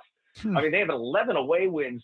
Maybe they're better off traveling. But I know for sure they would love to go there, and Snapdragon would be packed. And you don't want to get ahead of yourself, but you want to put yourself in this best position. And a win also would secure an appearance in the international competition, our Champions League here, the CONCACAF Champions Cup. So there's a lot of incentive, and maybe none more than just to end the season on a high note to prove that you guys are the real deal Holyfield. Yeah, they have been. I mean, look, it's been all season. I noticed that, we dropped behind Vancouver because we've been in first place all year, and I'm looking, but it's not like SDFC's gone into a major slump here. They're 2-2-2 over the last 6 games. They won the last game in Houston 4-2. The problem is Vancouver's been white hot. They're unbeaten in their last 8 matches. They've won 5 of those. And included was, I had to double take, they beat Philadelphia, the number 1 team in the league, 7-0. I don't know, did Philadelphia just not make the trip that game? What happened there? Wow. You're gonna get those results. But Chris, to your point, I think San Diego has been rock solid, and me included. This is a first-year club. We're expecting them to clip a hurdle or two, and they really haven't. And even coming into this season, their star players, Anders Dreyer he's not going to win MVP because of Lionel Messi, but he might finish second. And Chucky Lozano, who was the high-profile player, has gotten better. Yepes Verskov is probably the best in this position. If you're going to make a season-ending All-11, he's probably in there. The young players have come along. This has hit their targets, and we keep waiting for them to clip that hurdle, and now the only time it can happen is the postseason. So I would be reluctant to bet against them at this point, just the way that they have kept it. Not only keeping pace with Vancouver. Vancouver went out and really earned that top spot, but LAFC behind them had won 6 straight games. Yeah. So they had to get results to keep them off their heels, which they did. So San Diego FC from pillar to post have been consistent, good. And they play their certain way. They are true to their style. They score goals. They really haven't had a point where the goals have dried up. They've just been a really effective club, and other teams haven't figured them out, which makes them dangerous in the postseason. There's no doubt. As we get close to the end of the season, and we just talked about it this weekend is the finale of the regular season. We move into postseason play, and you mentioned Messi. He's at the forefront of this MVP conversation, back-to-back years if he wins it. And then you mentioned the Whitecaps. They got a guy like Thomas Mueller on that team. What is it about the quality of these players that even at the age that they get older, that they still are having these dominant seasons in this league?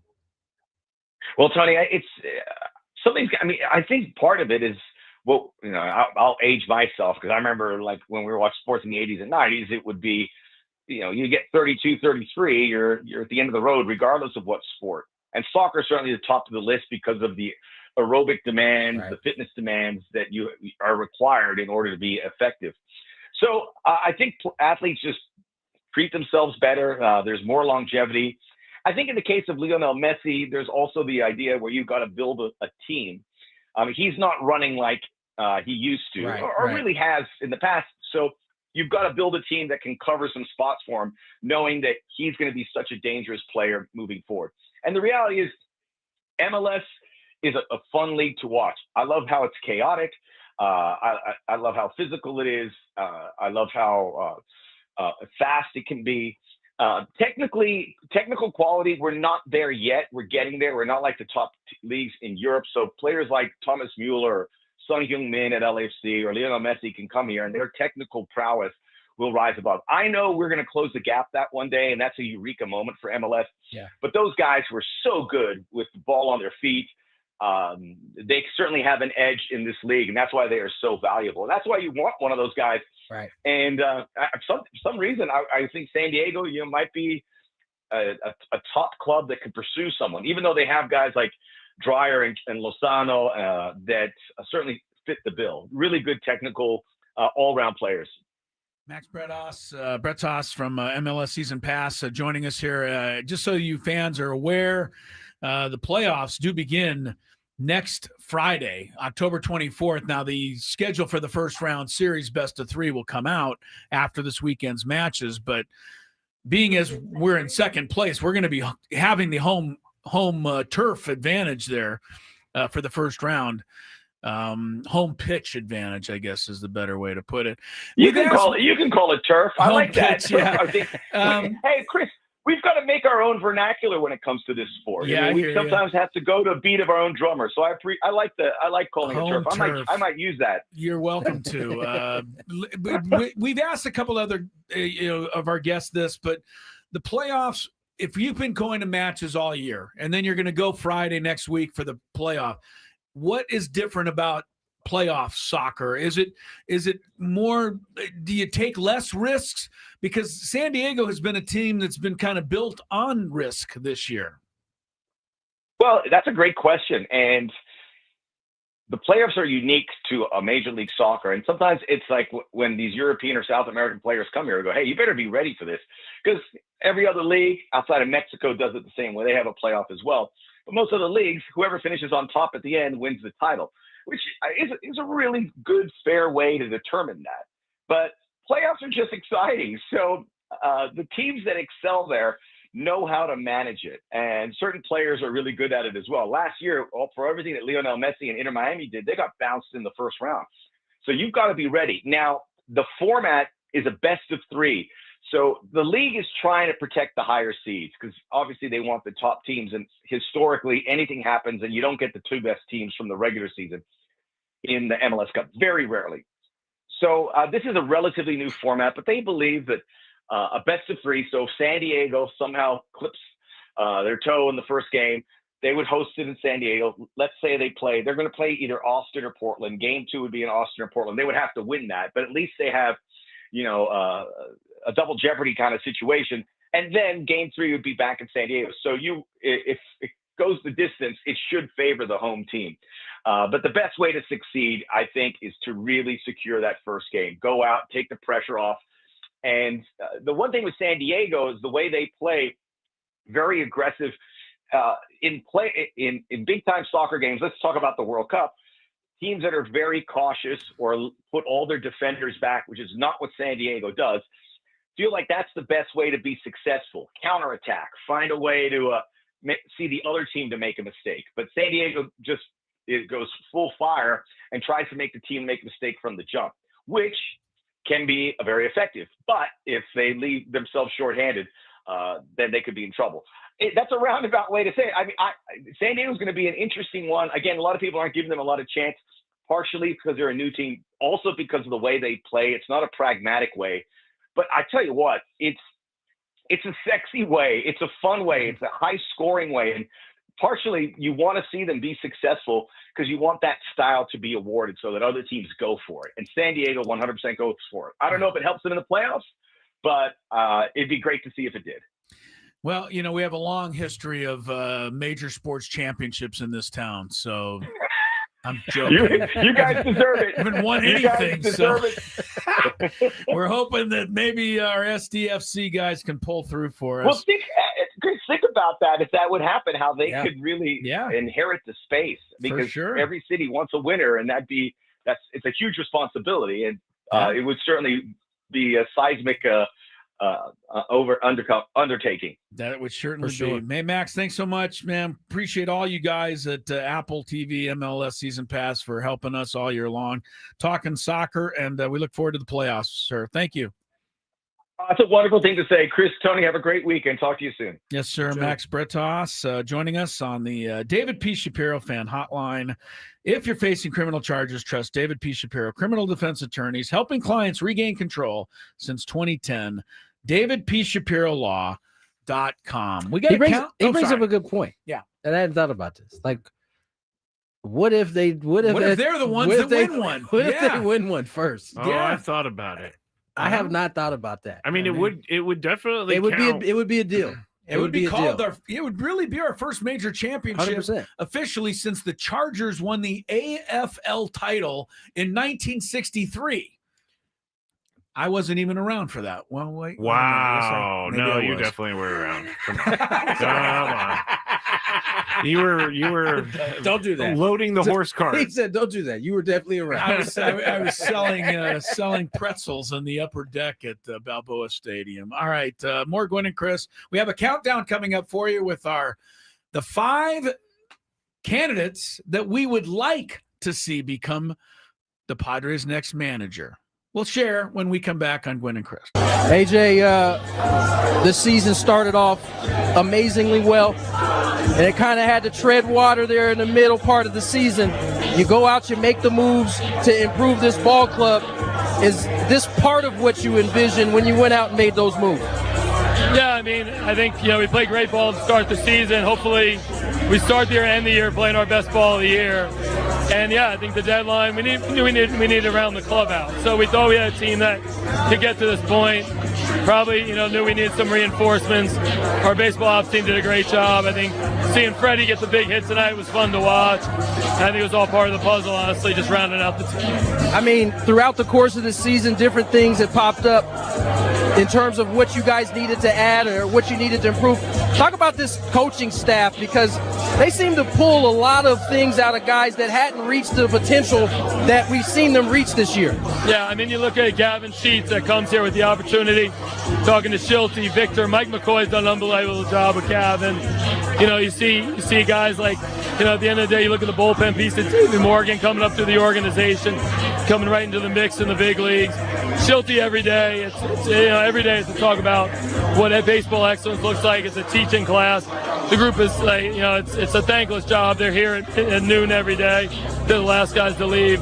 It's a huge part of our success is our coaching staff. And when you can give them talented players and then see those guys achieve and overachieve, that's a testament to the work the staff does every day. Probably one of the moves that doesn't get talked about enough is you bring Nick Pivetta in kind of last minute. You had to get creative.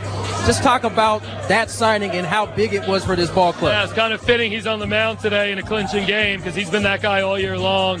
I think he was a guy throughout the offseason kind of monitoring his market. And, with Joe's injury, Musgrove being out, we knew we were a little short on starting pitching side. And, we got to February and, a guy like Pavetta's still out there who our R&D teams talked about for the last few years is a guy that we thought we could take to a different level. And he's become here and been unbelievable, been the ace of the staff.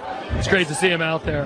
Can we talk about Manny Machado? I mean, you got to see him reach some career highs this year. This was your first real big signing you brought here, and now for the first time in 19 years, this team is going to back-to-back playoff appearances. This has got to be kind of all coming together. Obviously, there's a big prize at the end that you want to get to, but this has got to feel right now. Yeah, I mean, you can really go around the room and talk about, thought process and where we're at with trades, free agent signings, but obviously bringing Manny here to San Diego, you're bringing a superstar in the prime of his career in a city where kind of people were used to those superstars going out the other way. You've seen it your whole life. To do it where Manny came in, he was kind of that first piece, that foundational piece. We talked about in Havana Harry's and Coral Gables when we were kind of doing our recruiting pitch, myself and Yaine and Manny, this being the norm. And at that time it was a little bit more of a dream and a vision, but Manny bought in, he wanted to be a part of it. Everybody knows he's the guy here, and he's the one that kind of started this whole thing. And to see him year in, year out.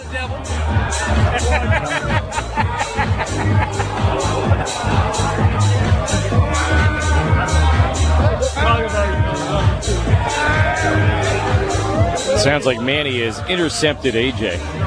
He has indeed.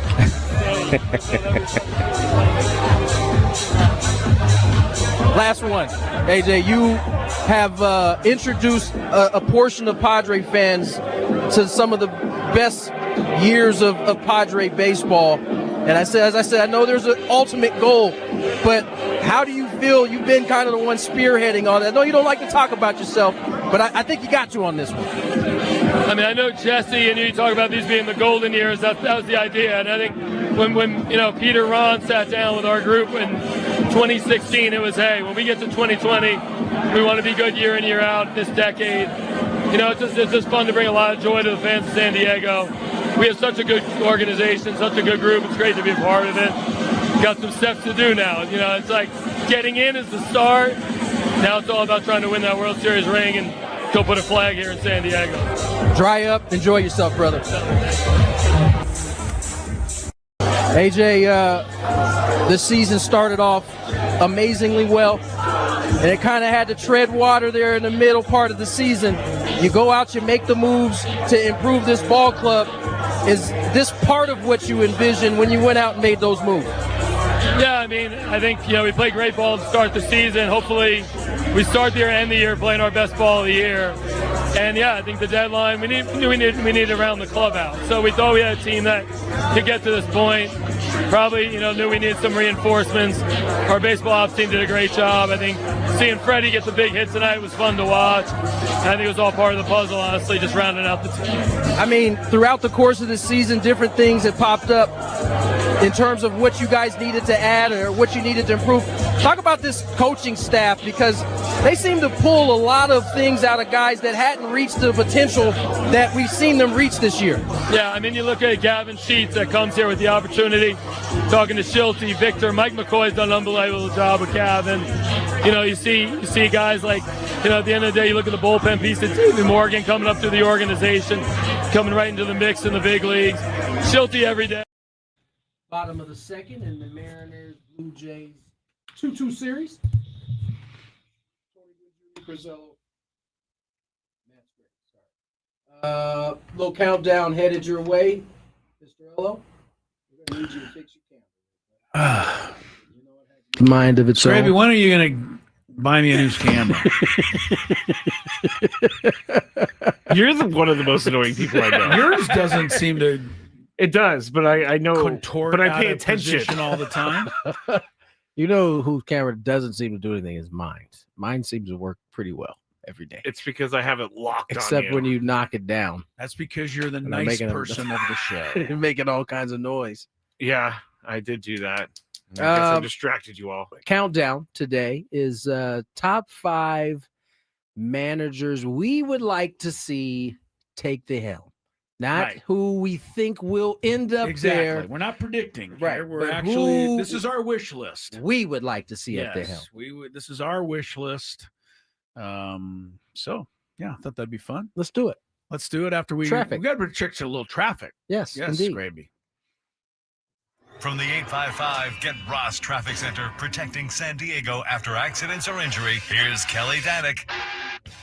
Traffic is sponsored by Robert Half. Come on, guys, let's not do this. It's Friday afternoon. We're heading into a weekend. Already numerous problems. One big one, South 163, right before Friars Road. Crash has got the 3 right lanes blocked and 2 right lanes blocked northbound 805, just past Adams Avenue. A couple vehicles involved in that.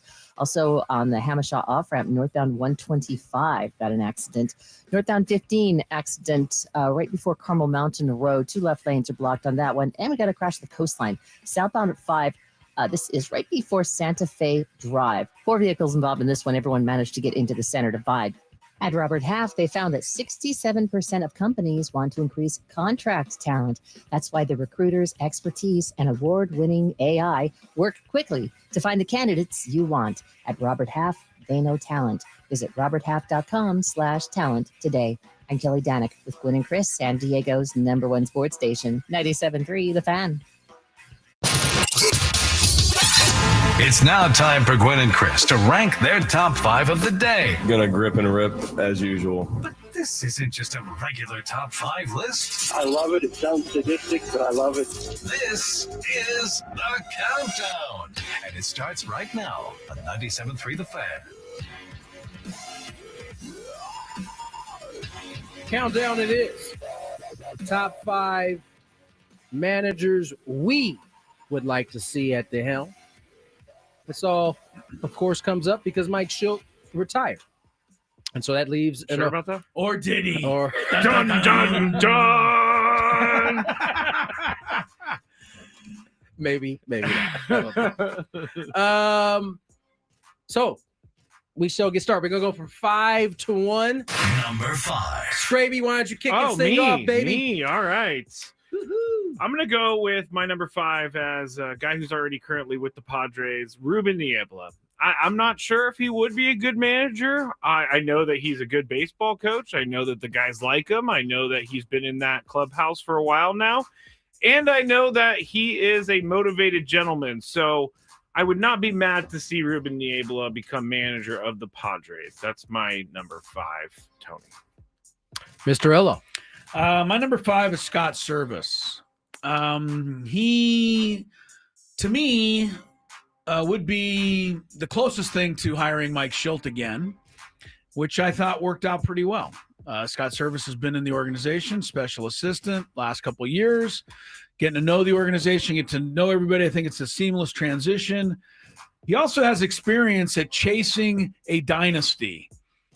He was manager of the Mariners for 9 years. They finished second to the Astros 8 times. He knows all about trying to catch a dynasty-type team, which he would be trying to do here. Anyway, that's the best excuse I could come up with for wanting him as number 5. But I do think he's going to be in consideration. I have no idea if any of my people are going to be in consideration. Right. Because this is, of course, who we want. Yes. Yeah, that's right. It's who we want. Number 5, Bud Black. Buddy. Bring him back. Bring him back. I think he would be a little bit different than Mike Schilt. But he would guys want to play for him. Now, he actually has the talent that could play for him here versus what he had in Colorado. And when he was the manager, that's fair. I mean, your team was good, but we weren't supposed to be. we weren't supposed to be. 5 Bud Black. All right. Number 4. My number 4 is going to be someone I named the other day, but I feel like he would be a really good manager, Mark DeRosa. He manages Team USA in the World Baseball Classic. Seems like he has the energy to do it. I'm not sure if he has the energy to do a full 162-game regular season, but again, this is not who we think's going to be there. It's who we want to be there. So Mark DeRosa. All right. My number 4, I root for Albert Pujols. I'd like to see him be our manager for no other reason that perhaps I'd get to interview Albert Pujols and meet Albert Pujols. I think that would be pretty interesting. I like Albert Pujols. Yeah. Of course, I'm saying maybe because I only got to interview Mike Schilt like 1 time in 2 years. So who knows?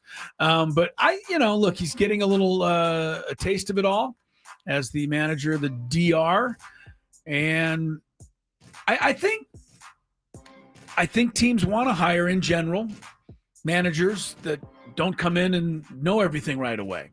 I think they want to mold a little bit, but I think Pujols would also carry enough cachet to where he'd be willing to stick up for his own beliefs as well. I think it'd be a good fit, and I think the players would love him.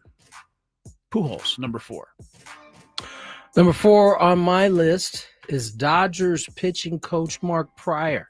I have heard of interesting this. ones, Tony Gwynn Jr. He has been in the organization because he's got to be tired of driving to LA for every game. I'm sure he is. He's worked in this organization. He's worked under AJ, so there's some familiarity there. Okay. And I first of all, he's one of the smarter baseball people I know, and he's got a chance to see what it's done like up close in order to win. Yeah. So I think he would be a good one. That is a good one. I have definitely seen that name bantied When about. we did this exercise, I didn't know that we would get a name as enlightening as that one. I like it. Number 3. This would be just purely because he played catcher for so long, and he recently came out and said that he wanted to coach again. He's done enough of the retirement. Yadi Molina is my number 3. I believe he is going to be the bench coach for St. Louis? Yes. Not if we get to him first. I had not read that, but yeah, not if we get to him first. But Yadi Molina. Chris? Number 3, Tony took Bud Black. I want Bud Black. I haven't been called Craig in a long time by anybody. So I need Bud Black to come back and start calling me by my wrong name. But look, I'm such a huge fan, and I think he's I don't know that they would run this back because he has already been the manager of the Padres. But as you said, Tony, he never got this kind of opportunity with players. And Bud Black is just the perfect temperament. And he is.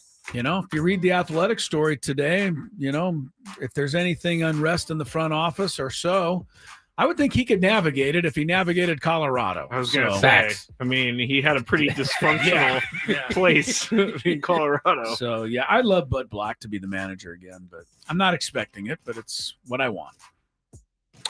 Number 3 on my list is also a bench coach still remaining in his playoffs. He's across the other side from Mark Pryor. That is Ricky Weeks. Oh, your guy. Another guy who is going to probably get interviewed quite a bit over this next offseason. Is Ricky ready? Oh, yeah. No, that's my favorite Ricky Henderson line. Ricky ready. Ricky's ready. He is, I think, a different temperament than really any of the coaches. But he'll have the respect because a lot of these guys saw him play that are in dugouts today. I think it'd be another good option. Great option. That's a good one.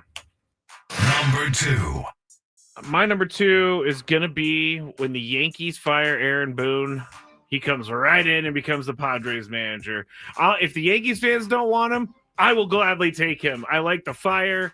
I like his sound bites that we'll get. I would love to see Ben and Woods have to interview him every Friday morning. He's a pleasant guy, though. Like but he definitely will give it to you. Push him the wrong way. When I've seen interviews of him, he's just pleasant, you know. And if he'll give it back to you. But for the most part, he's very pleasant with the media. He got after Jimmy and those guys on John Boy one of those days. He did. But I think Aaron Boone, if he's let go by the Yankees, would be a perfect option for the Padres. I like it. It's great. Yeah. Chris. Niebla, Ruben, number 2. Same reasons you said. First of all, when we interviewed him in spring training, I had not actually ever talked to him at length. Way impressed. Super. Really, he's impressive just a good guy. Dude, man. Just a good guy. Yeah. There's nothing wrong with being a good guy. Yeah. Steve. Hold on, Scott Service on the chat. Someone said he does know the importance of the Vetter Cup, so that is one of the boxes that you have to check. Yeah, I don't know. We're getting rid of the Vetter Cup. I don't know how important it is anymore. I don't think any San Diego fans can even ever allow there to be a Vetter Cup after they display at Wrigley Field. You know what? I didn't realize I needed that on the resume, knowing the importance of the Vetter Cup, but I do. It was. I don't know, shocking in some ways, looking over to the room next to me and seeing it. There's the Vetter Cup right there, screaming against us. Is it my turn? Yep. We're at 2? We're at 2. Yep. Joe Madden. Ooh. Nice. Would be my number 2 pick. But he's already told everybody that they will never hire him again because he won't listen to these yo-yos. I just saw him on a clip today. Been saying, I saw him on a clip today. He said they're never going to hire somebody with a mind. He basically is making a point that right. GMs today want somebody that is just pushes the button, willing to be able to. Yeah. So why doesn't what I don't understand about that is might as well make yourself the manager, GM, if you want just a mouthpiece for. Well, it's not that they want a collaborative. But also lean towards the GM's so decision. Just want collaborative. And Joe is saying it doesn't need to be collaborative all the time. Joe said, I did analytics before they had analytics. I know what I'm doing out here. But yeah, Joe Madden, my second. That's a great call. Love Joe. Number 1. Chris already mentioned him. Albert Pujols, mainly for the reason that he's a Hall of Famer. He's just legendary. It would be very cool to get Albert Pujols' perspective on baseball every single day, as long as he's winning. And if we're struggling in the playoffs, we could bring him up to hit. Yeah, just in case. Can you make him a player manager? Do they still have that in baseball? I don't know if they don't still have it. I mean, I'm sure that you can do it, but no one else is doing it. Can you imagine Mike Schilt walking up to bat? That would be a spectacle. Mike, okay. My number 1 is, so I think everybody out there's number 1 is, we just don't truly believe it's realistic, but Bruce Bochy got to be my number 1 choice. Is that more so nostalgia? Whatever. It's what I would like. He did win the title, 2 years ago? It's not what we think's going to happen. But I mean, the guy just won a World Series again, and it would only be fair if Bruce Bochy could come back at the very end of it and give us our World Series, because that's got to be the only thing in his mind that he thinks is work that's left undone. I think Bruce Bochy, I'd love it. I don't see it happening at all. I left but it's Bruce my- off because just I my assumed choice. that they're just not going to happen. Is what I So assumed. you left him off. Yeah, I left did him too. off. All right. Ruben is my number one. All right. I think I'm a big believer in continuity. Continuity, yeah. And if you're already going to lose someone off your staff and you're going to mainly have the same roster, I think continuity is important. Makes sense. Yeah, for sure. I'll be honest with you, the one I liked the most out of all 15 names there was Mark Pryor. Yeah. That one sounds good to me, Tony. I think if given the opportunity, I think he would He'd jump at it, right? at it. Get to be back home. Plus, he'd have a little extra axe to grind because then he'd be going face to face with his mentor, per se, and Dave Roberts. He's just every time I see Pryor walk He out of would the fit. Dodger, He would every time fit. I see him walk out of the Dodger dugout at Dodger Stadium, I think, God, he's got to drive home after the game. Oh, Alfredo has one for you, Tony. No Quentin Berry? I don't know if Q wants to manage. Ah. Well, that would take him out of the running. Right. I know he's always wanted to be where he's at right now, which is a third base coach. I asked him before the game, I said, hey, you nervous, man? He was like, yes, I hope I get to shake hands and not have to do this at all. I don't want to be. Oh, he wants a handshake, the guy caught a home run thing. I don't want to do no work. My honorable mention, thank you, Brandon, for reminding me in the chat. I would like to see Tony Gwynn Jr. manager. Of the Padres. No, thank you. We would have some pretty good access, Chris. Well, the nice thing Nope, is I'd shut it off immediately. You would shut You'd it get off? Nothing. I would too if I were you, because Skraby's just going to twist everything you say. You get yourself in hot water. Is it me? Yes. It is me. Let's get to break. Chris versus the fans on the other side. I'm starting to get it. I didn't have to even look. Look at you. What's the phone number now? 833-288-0973. Wow. More Gwynn and Chris on the other side.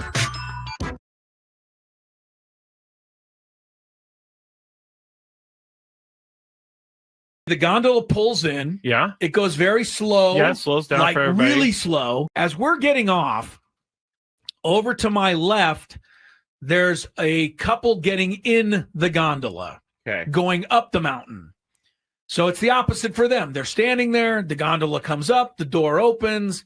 You step on. Well, there was a commotion. Uh-oh. There was a commotion. Someone fell. There was a commotion, and Lori goes, hey, there's a commotion. She said commotion? I don't think she said that, but we go kind of not hustling, but walking over there quickly. There's a lady who has fallen as she's trying to get into the gondola. She's now got one leg in the gondola. Oh, no. The other leg and body trapped underneath the gondola. 90. No, she's probably in her late 50s. How do I say this best? Oh, she's heavy set? She's in the shape of somebody who's in their 70s. You've got to rescue the poor lady. She's trapped under the gondola. And of course, as soon as she falls and there's the commotion, the guy running the station stops the gondola. Okay, I was going to Which means everybody on the mountain and 4 miles away has to stop. Everybody has to stop while we try to extricate the lady from the gondola. Okay, let me ask you a underneath question. the gondola. What? She's got one leg on the gondola. The rest of her body is underneath the gondola. And when I arrive to see what's going on, I'm kind of the first or second person there. You're a first responder? Pretty much. The guy running the gondola place is busy stopping Traffic, the ride. yeah. No, he's stopping the ride. Oh, okay, all right. So we're kind of first there. Lori's behind me. The lady's on her back. She's looking straight up in the air. And the only description I have is one of utter panic and utter terror combined with total helplessness. Oh, I thought you were going to say embarrassment. No, total helplessness. She's not only trapped, but she's not even remotely doing anything to help herself. She's kind of in a panic, and you think something terrible is going to happen, or she does. Okay. I go over there. First thing, breathe. That's what you said? I told the lady to That's breathe. good. That's good. I said, you're going to be okay. That's good. Just breathe. That's good. Try to relax. That was the perfect thing you could have said. As I'm stupidly pulling this 250-pound gondola, trying to pull it off of her. Yeah. Okay. Well, you're getting the gondola is way heavier than 250 pounds. Yeah, right. 1,000-pound gondola. So you're trying to like move the gondola. Just move it a little to. Is her leg like? How is she attached to this gondola? Well, I told you her one leg's actually on the gondola in the doorway. Okay. Then the rest of her body's underneath. What is stuck with her in the gondola is her belly, not her leg. Oh no. That's right. Okay. No. So I'm pulling. By the time finally a couple more people pull and we are able to get enough airway to get her to scramble out of there. And then she immediately stepped on the gondola to go take her ride up the mountain.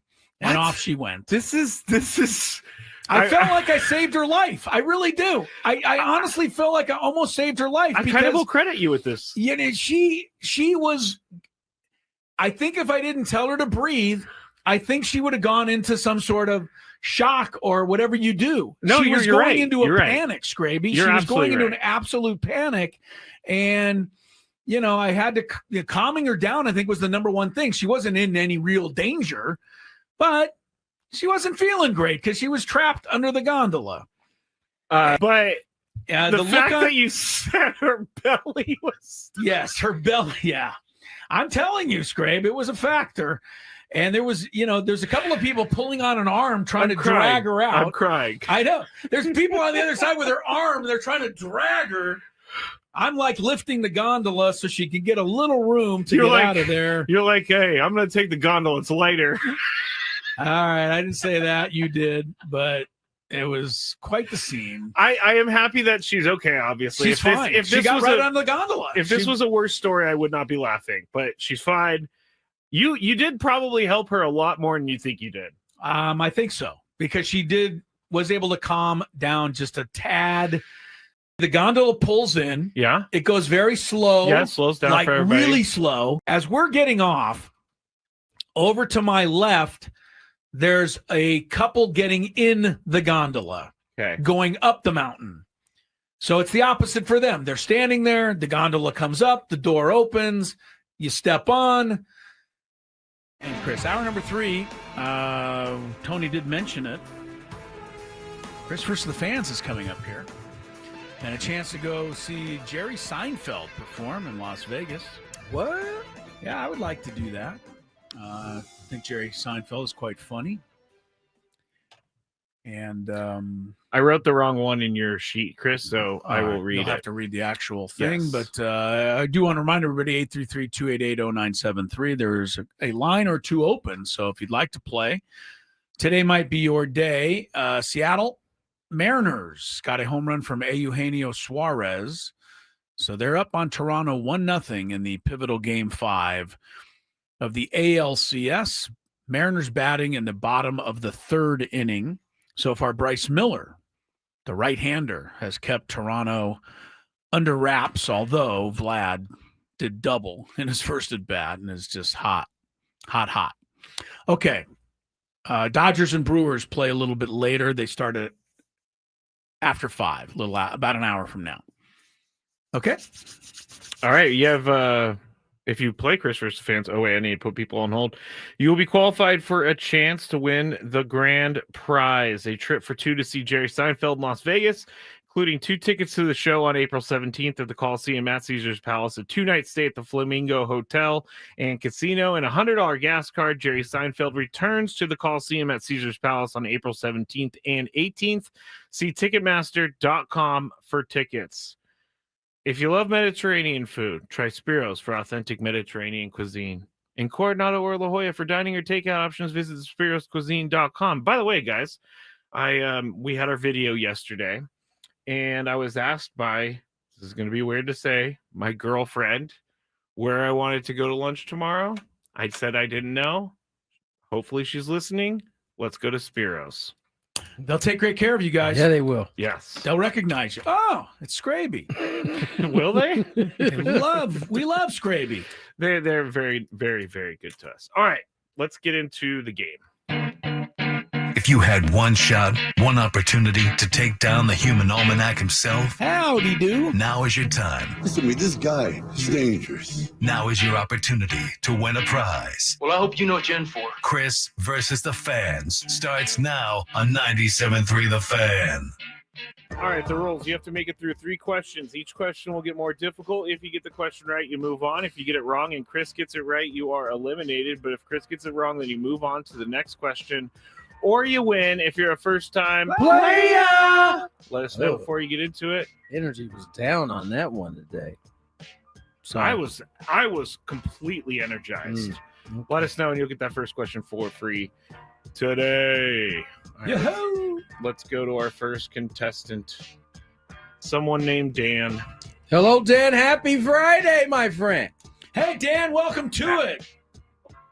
Happy Friday. How's it going, guys? We're very excited, I can tell you that. Very, very excited. Had to pick up the energy, so you get the first dose of it. Here we go. First question. Who was the Indiana Fever's #1 draft pick in 2024? Gotta be Caitlin Clark. That's got to be correct. On to question number 2. We go to Good thing she's in the WNBA, otherwise you wouldn't know who she is. According to Oh, the no, I'm commission. Iowa hockey. I'm just saying according to the according commissioner to the of the commissioner. league. Yeah. Yes. Kathy Engelberg. Yes, if it wasn't for the league, nobody would even know her name. Sure, Kathy. Yeah. Let's go back to our spooky Halloween category. What is the You name? actually do that well. You do. That's because I do it all year. What is the name of the movie that allows citizens 12 hours of lawlessness once a year? Oh, movie question. All right. I'd have no clue. No clue. I'm gonna need to hear that question again. Yeah, let's give Dan another chance at the Give question. Dan a little chance. What is the name of the movie that allows citizens 12 hours of lawlessness once a year? There's a movie where the plot means the citizens can run amok. Run amok for 12 hours once a year. All right. And it's a horror movie? No. According to Skraby. It's a horror or thriller. Okay, thriller. Anyway, Dan. Not a movie buff. Not coming Not up. a Not movie coming buff. down. All right, All right, well, that's okay. Okay. Yeah. Sorry, Dan. Sorry, you ready? Yeah, wrong show for that, obviously. I would be surprised if Chris knew this one. Yeah, you're lucky, Dan. I am a movie buff, but I'm not tracking this down. I did not see this movie or even hear of it. I can see you not seeing this movie. So I love it. It's just scary, but I love it. The citizens run amok. Yeah, I don't even have a good 28 days later. 28 days At later. least you named another one of my favorites. Okay, not it though. You've heard of this movie. Probably. The Purge. Oh, I heard, but I didn't know that was the storyline. So good for you, Dan. It's a scary You move storyline. along. Question number 3, Dan. Purge. How old is that? Probably like over 10 years at this point. right. Maybe around 10 years. Okay. Which player, still in the playoffs, has stolen 4 bases and leads postseason baseball right now in stolen bases? 4 stolen bases. Basically, who leads baseball in stolen bases this postseason? Yep. Oh, no. That was a bad question. It was. It wasn't backwards. It was written horribly. I don't have it. Doesn't have it. All right, Dan. Stay there. You might. Yeah, I think you're going to win, Dan. Wow. I haven't been keeping track of the stolen base leaders in the postseason. Who wouldn't? It's got to be one of the teams still playing. I don't know the Dodgers have anybody. The Brewers haven't had enough people on base. It's just elimination. Yeah, eliminating them. So it's either Toronto or Seattle. I don't. Vlad's the only guy, and he doesn't run.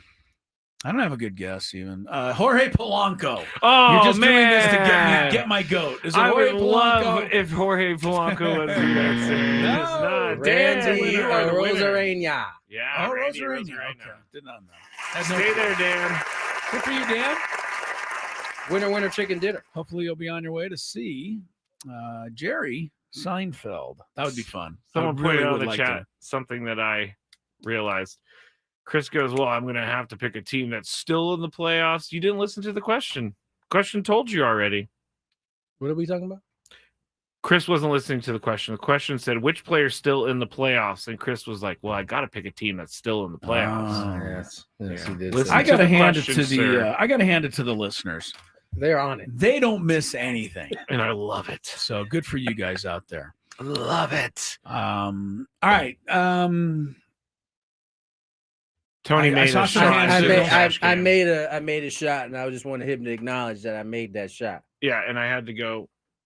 Yeah, that's it. Are you going to the game tonight, Chris? Yeah, I'm gonna go see the game tonight. The Aztecs game. Yeah, I'm gonna basketball. Yeah, I think it'll be fun. I wonder how many people will be there. They said about 7,000. Wow, is that what right they're now. expecting? Yeah. 7. Plenty of seats everybody available. had to buy a ticket. Hopefully, all the money goes to the kids, right? Yeah, the players, NIL money. Yep. It's a good idea by the NCAA. They only the time NCAA comes up with about one good rule every 25 years. This is probably the one. This is the first time these two have faced off in front of fans since 1991 in San Diego. In San Diego, right? And that game did not go well. No. But that was another world apart. Yeah, they were 2-26 that season. 2-26 the Aztecs that year. It was tough going. Can you imagine? And the irony of that was the Aztec coach that year was a guy by the name of Jim Brandenburg, who I believe has since passed. He was brought here because he had coached Wyoming to one NCAA tournament Sweet 16. He had one signature win, and it was over UCLA. And it got Wyoming to the Sweet 16. They had a player named Fennis Dembo. I might ring a bell. No, why do I know that name? Because it's a crazy name. Fennis Dembo is a great name. Yeah, greatest player ever in Wyoming history. So anyway, Brandenburg basically got the Aztec job based on that one run to the Sweet 16, and didn't go well. He couldn't make it work here. So 84-64 was the final score. Was the final score? I want it to be interesting tonight because if Guath isn't going to play, and we're going to maybe see. Some of Miles Bird. Is it, I want to put some, like if the Aztecs win the game, I'm going to say, oh, we beat UCLA, but is it really? They have everybody except I think their second scorer that'll be out there. But I think for the Aztecs, this is a chance. If this is as deep of a team as it sounds like it is. Right. So let some of these other guys show off. Absolutely. Speaking of San Diego State and UCLA. And that's virtually what Coach what Coach Dutch said was that he wants to reward some of these guys that haven't missed a day of practice all spring and into the fall. Speaking of San Diego State and UCLA, the women, Stacey Terry's team, also opens the season first regular UCLA game at UCLA. Well, it's not at UCLA. It's actually in Anaheim. It'll be on Monday, November. At the Pond? At the Pond, I think. Yeah, I guess so. Where else would you play in Anaheim? So that's on November 3rd, a Monday, which is the night before the men's opener. UCLA is number 3 in the nation. In the preseason rankings, they were in the Final Four last year. They beat LSU in the tournament after LSU dismissed the Aztecs. This is going to be a true David Goliath matchup to begin the season. Although Stacey Terry Hudson's team is going to be quite good this year. Yeah. But I don't know if they're going to be good enough That's to a keep big up test. with UCLA. Big test first game of the season. UCLA has an All-American center named Lauren Betts, who's She's 6'4". really good. Her sister is a freshman coming in, also 6'4", and supposedly better than her. Yeah. I think she got a little more guarded handle to her, too. Yes. So that's along with 4 of their 5 returning starters, UCLA. Yeah. I don't know what got into Stacey Terry Hudson when she signed up for that game, but good luck to the Aztec iron women. Sharpens iron is what her thoughts were. That's right. That is going to be a tough opener. But the men open officially November 4th on that Tuesday night against have gotten dicey in this start for Mr. Miller. Up top of the fourth. Bases loaded, no outs. Blue Jays trailing 1-0. I'm trying to think of the series when the was it the Astros and the Nationals in the World Series that year? The home team did not win a single game. Yes. So maybe that'll be how this one turns out. That was crazy. That was. All right. Speaking of crazy, hopefully the traffic isn't that crazy. We'll take a break. It's not ready yet, so find out during the break. Yes, thank here you. on Gwynn and Chris. At Verizon, lock in our best price ever.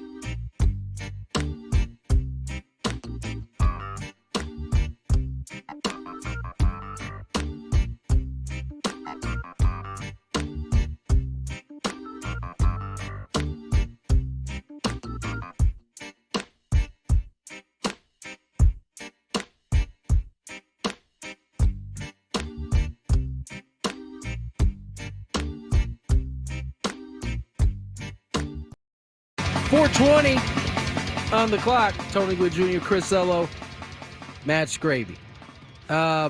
Incredible play during the break.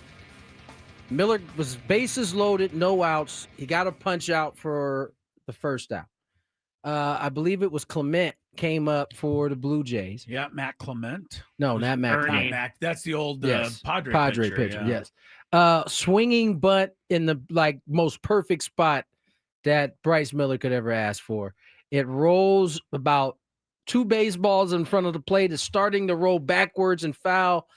Kyle Riley grabs it before it can go foul, steps on home plate, throws the first. They get a 2-3 double play at the end of the inning. And now they have a baby threat happening here on their own. Bottom of the fourth, still 1-0 Mariners thanks to that play. And I've seen, how many millions? I don't recall ever seeing that. A dribbler like that with the bases loaded where you step in on this home spot? No, and throw it at first? Never. 2-3 double play. I think everybody saw it and went, what just happened? Yeah. But the inning was over just like that. You know what amazes me about situational baseball is that these guys, when do they think about that? Before each batter comes up? Every pitch. You should be thinking, not just every batter, every pitch, you should be assessing where am I going with the baseball? Like Cal Raleigh and the should have options thought, I have. Yeah, Cal Raleigh should have thought, if somebody hits a dribbler 1 foot in front of the plate, I'm stepping on home and throwing to first. And you got to be, and that's the tough part, is you have to be a good defender is doing that every pitch. Yeah, that kind of amazes reminds me because sometimes I see them go to a base, I'm like, wasn't even thinking about going. You can imagine those are the guys that aren't thinking about what this this is. This is also why there were so many people on Adderall there for a while. Because imagine doing that every pitch at 100 and 200 pitches per game, right? Dum. At some point in the inning, you'll be like, what's that person doing in the stands right there? Am I calling Roberto's or McDonald's after the game? 100%. Wait, what now? It's like the time I was an umpire for Little League and they went to me for a check swing and I was not paying attention, so I just went, gave it a shot. Exactly. They've had a 8-6-2 double play and now a 2-2-3 double play. It was actually an 8-6-2-U because it was 2 unassisted. You got the last 2 outs were 2. Dang. That was a weird one for sure. All right, let's go to a story that me and Chris have been talking about for a while. We've kind of expected this thing. Now we're starting to get more details. Sports books flagged dozens of suspicious bets made by gamblers repeatedly wagering against the same small conferences in at least 11 men's college basketball games over 6 weeks last season, documented by ESPN show. I lost the article. Hold on. Give me a sec. Well, while you're doing that, I will say that I read an addendum to that, what you just read. The NCAA has decided in order to combat the gambling issue to allow its athletes to gamble on games. Right. That'll work. That came out earlier this week. That came out earlier. That's not part of this, but it's actually true. No, it's very true. That's what we're doing now. It says, as the NCAA and federal authorities investigate alleged point shaving in college basketball. Who would have thought? The documents reveal new details about the behavior of alleged gambling syndicate and the game that suspected members targeted between December 1st, 2024 and mid-January 2025. ESPN obtained the documents in public record request. At least 9 sports books in 13 states and 1 Canadian province detected similar unusual betting activity, according to the email sent by IC360, a firm that monitors the betting market for abnormalities. The gamblers kept betting big against the same teams and winning. One of these dudes is in jail right now. That's not crazy because you can't do that. Yeah, no, it's seemingly we've and all of it is connected. I think at each point we've talked about a story of a college kid. I think one was at Temple getting into trouble. These are all kind of connected. And they're all kind of connected, and it just proves to me that these watchdog companies that are watching betting, they are looking for everything because they flagged an account that had not made a bet in a while, and they had not signed in a while, and then all of a sudden they're betting on this random game with a large amount. Right, and some of these bettors are connected to my man who was kicked out of the NBA, Porter. Oh yeah, Dante Porter. Dante Porter.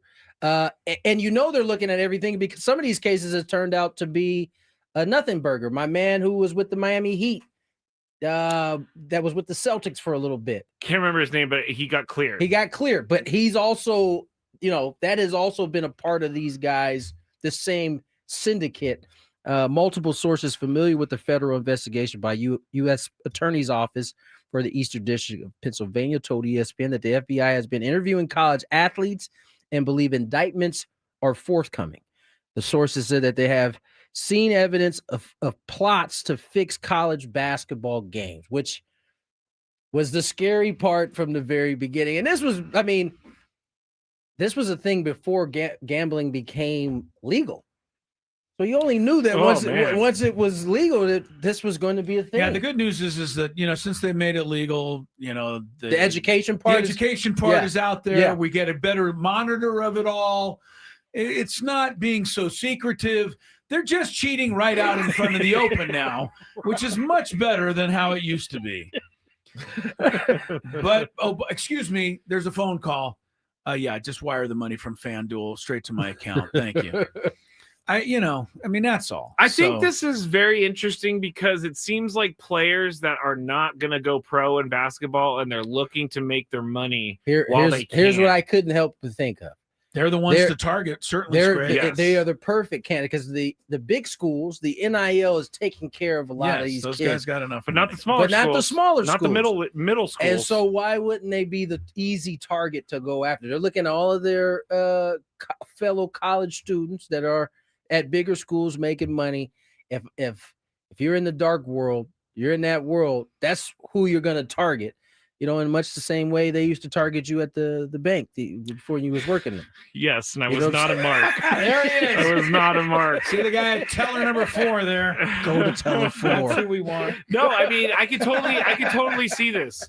Them forming a friendship with someone, then the being like, hey, doesn't it make you angry that all these guys make all this money? I can make some money for you. I can help you make some money. The article goes on to say it is not clear if the syndicate is behind all the suspicious bets flagged in the documents, but the games mentioned involve 5 of the 6 schools where the NCAA says 13 former players under investigation for participating in gambling schemes: Eastern Michigan, Temple, New Orleans, North Carolina, AT&T, and Mississippi Valley State. Oh, that's where. Keep in mind, keep all that stuff in mind, by the way, before you yourself place a wager, because you might be betting on a team that has already lost the game before it starts. Already on the take, right? Yeah. The first alert issued in this period, however, named a program that the NCAA has not mentioned, Stony Brook. Ironically, the Aztecs played the first game. Football, on December 1st, 2024. IC360 received a report from a sports book about unusual betting interest in Norfolk State to cover the first half spread against Stony Brook. The document showed. It goes on to kind of. So it's not a hot bet. Go through these bets, and it's the same teams over and over again. That's the reason that it's so hard now, is because you can bet on anything. Exactly. You can bet on a guy to miss his first shot of the game. How difficult would that be to monitor unless the guy gets a breakaway layup and fumbles it out of bounds? You know what I mean? Yeah.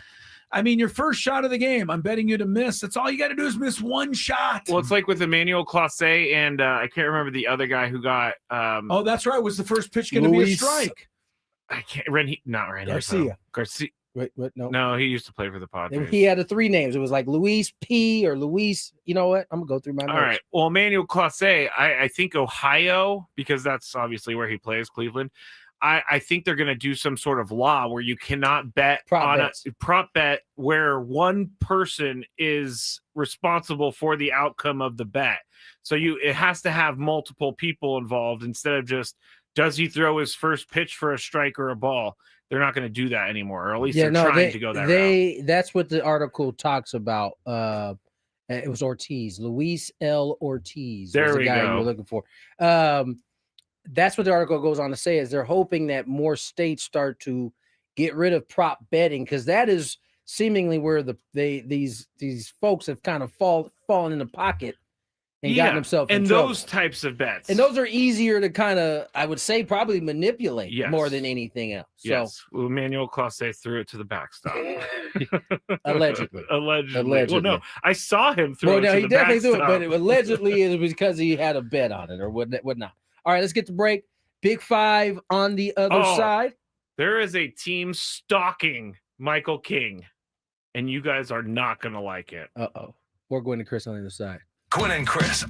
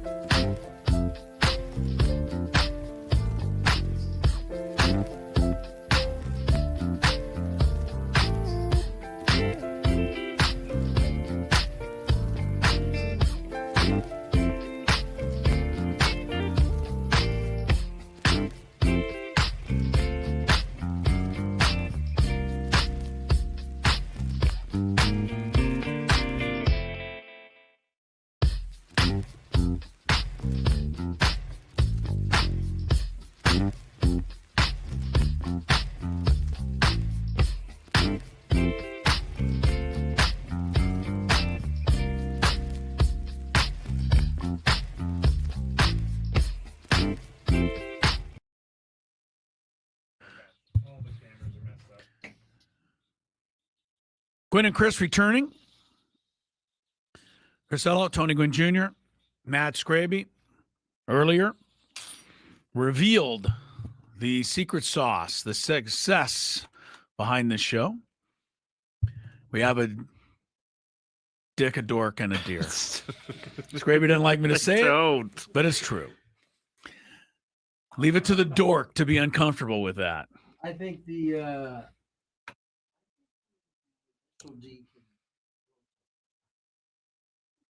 dork, deer. No, the one that you don't want to. Oh, you think that we all can be that from time to time? Yeah. Oh, totally. I mean, I think you're probably the least. I think I have a pretty good portion of size of that, though. Unfortunately, I also have a very large big portion of the that. other. Tony's got a sliver of a portion of that. Every now and again, you and I are sweethearts, but Tony has the deer category as well. All right, 436 scoreboard update. Toronto Springer doubles off the fence, top of the fifth. Toronto ties it at Seattle 1-1. It is game 5, and the Mariners went to the bullpen there after Bryce Miller had 4 shutout innings. Matt Brash taking over in the 5th. And with 2 outs and 2 on, it's the last guy you want to see. Here comes trouble. Vladimir Guerrero Jr. Now he just walked that guy in front of him. So you set yourself up for these situations. I mean, but here's the deal, Tony. This is one thing I've thought about in the past, and this is a perfect spot to ask the question. If the runners right now were at second and third, you would walk Guerrero, no questions asked. Yep. So why not? Do it with now. a base open, just walk him anyway and load him up. You're going to pitch to this guy. I've never understood that, ever. They're nibbling right now. It's literally the same thing. But it would be the same thing. Same walk exact him, thing. load the bases, and pitch to this next batter. I mean, could be your season right here. I mean, if this was Ohtani, he would be on first base already. Oh, they're putting him on. Nope. No, not yet. No, the count is 2-0, but Guerrero is still in the batter's box. There's no way they're pitching. It's absolutely incredible how hot he is right now. He's got a 23-27 OPS in the last couple of games. I don't know that I've ever seen that. I haven't before. either. And there's 2 on, 2 They're out. not throwing him with a one base strike. open. We got to watch this. They threw him a strike. Wow, on the corner. All right. You know what? I'm rooting for Seattle because I think I know more people who are Seattle fans, and I'd like to see them be happy, but because of this poor managerial move, I'm rooting for Guerrero to hit one out of the park. He almost chased it.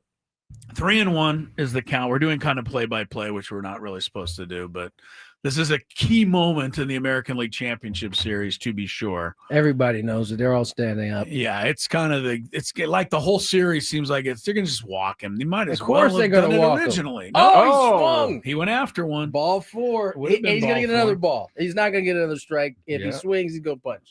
I didn't like what Matt Brash did before he came up. He walked off the field with a clear ball that he threw like it was a strike. It's no different than the point up on the homer. Oh, yeah, it's the same thing. It's like, no, it's right there. It's right there. Yeah, oh, wait, no, it's not. It's actually gone. Same thing. They're going to let the drama build. 2 on, 2 out. The step off the rubber, which resets the clock. He's gonna chase this. Going to throw him a curve outside the zone, he's gonna and chase Guerrero's going to swing wildly, Tony says. Threw him Oh, an inside heater! fastball. Did you see the look he gave him after? Wow. Like, man. He was not looking for that. That was a gutsy move by the Mariners. Big marvel. He was not even remotely expecting that pitch. Tied up at 1, though. The Blue Jays have even to go to the bottom of the 5th. We go to traffic and today's version of the Big 5.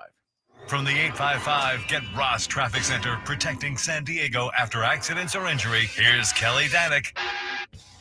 This game day traffic report is brought to you by Crystal Geyser, Alpine Spring Water. Well, you'd think it was raining with all these accidents, guys.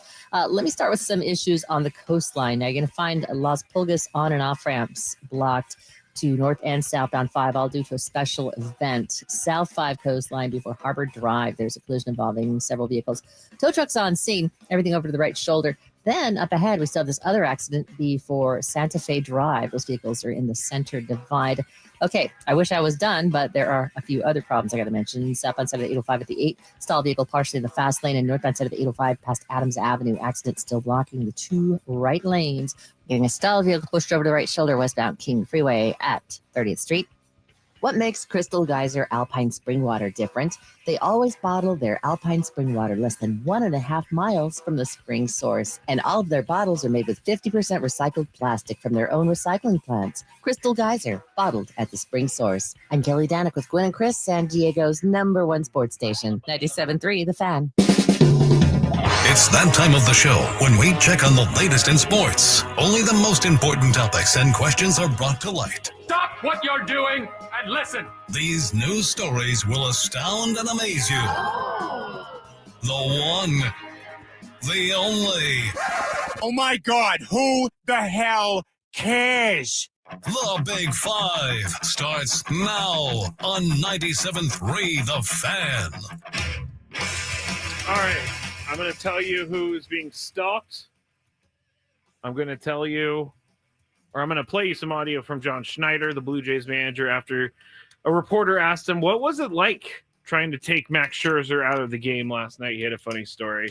So we'll get started, actually, with the Padres. Scherzer gave him a look with one brown eye and one green one. He said with both color eyes. Scared him to keep him in. 5. He definitely stared him down. It was a fun Max Scherzer moment last night. The Big Five is brought to you by your local Kia dealers. Visit kia.com to discover movement that inspires. All right, I was reading some rumors from the San Francisco area this morning, and one of them caught me by surprise. Quote, a team to watch for Michael King is the San Francisco Giants. Buster Posey hasn't exactly made it a secret that they'll be targeting starting pitching this winter. Posey and co. should be very familiar with King at this point, and he'd make an excellent fit at the pitcher-friendly Oracle Park. So Chris is up first. On a scale of 1 to 10, 1 being you don't need him, 10 being you 100% need him, how much do the Padres need Michael King in a Padres uniform next season? I need Michael King a 9, but I need whoever posted that to give me some factual evidence behind it, and I need that at 10. I honestly don't know whether any of it's true, and it's so easy now. I don't think this person is reporting it as fact. I think they're reporting it as something that they've heard. Why are we even discussing it? Because it's Michael King. But now every player the Padres have that is available is then coveted by every team. If you just want to put it down on a sheet of paper. I guess you're right there. It's kind of what we do. I get it. But I don't care that they're interested. He's staying here. Tony told me. Wow. I'm not going to do that to you, Tony. Tony, 1 to 10, 1 being you don't need him, 10 being you 100% need him. How much do the Padres need Michael King next 10. season? 10. Okay. 10, yeah. Yeah. They don't. You don't know what's up with you. You don't have Dylan coming. Well, he's a free agent as well.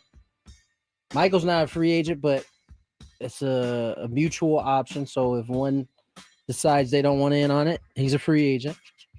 That leaves you with Joe. You. We don't know. We don't know with you. So Joe. Definite Joe. Definite Vasquez. Pavetta. Definite Pavetta. Yes, they 100%. If somebody 10, 11. If somebody tweeted that, according to reports or according to sources, the Giants might be willing to pay $100 million a year for Michael King, then now I'd be a little concerned about that. But if they're just saying they're interested, why shouldn't they be interested? Well, they have the money, and Buster Posey has been saying that they're going to go big in this offseason. So I would think that means Michael King. You think? Like he's the biggest pitcher out there? No, Okay. I don't. Off the top of my head, I don't know what the biggest free agent it's a little pitcher early is, for all of that. Number 4. All right, last night, Blue Jays manager John Schneider tried to take Max Scherzer out of the game. Actually, I'm going to try to put this up on the screen real quick because I need people to see it because it was hilarious. But he pitched really well for the Blue Jays last night, and Max Scherzer did not want to come out of the game. And John Schneider was asked by the media about that, trying to take him out. Here's what he said. I've been waiting for that all year, for Max to yell at me on the mound. And I think at that point, there's numbers, there's projections, there's strategy, and there's people. So I was trusting people, and I think in that moment you kind of relive every conversation I've had with him over the course of the year, and trusted him to make pitches.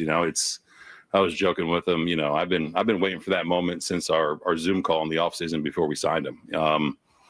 Loved it. There's a little more of that in between to send him back out for the 6th too.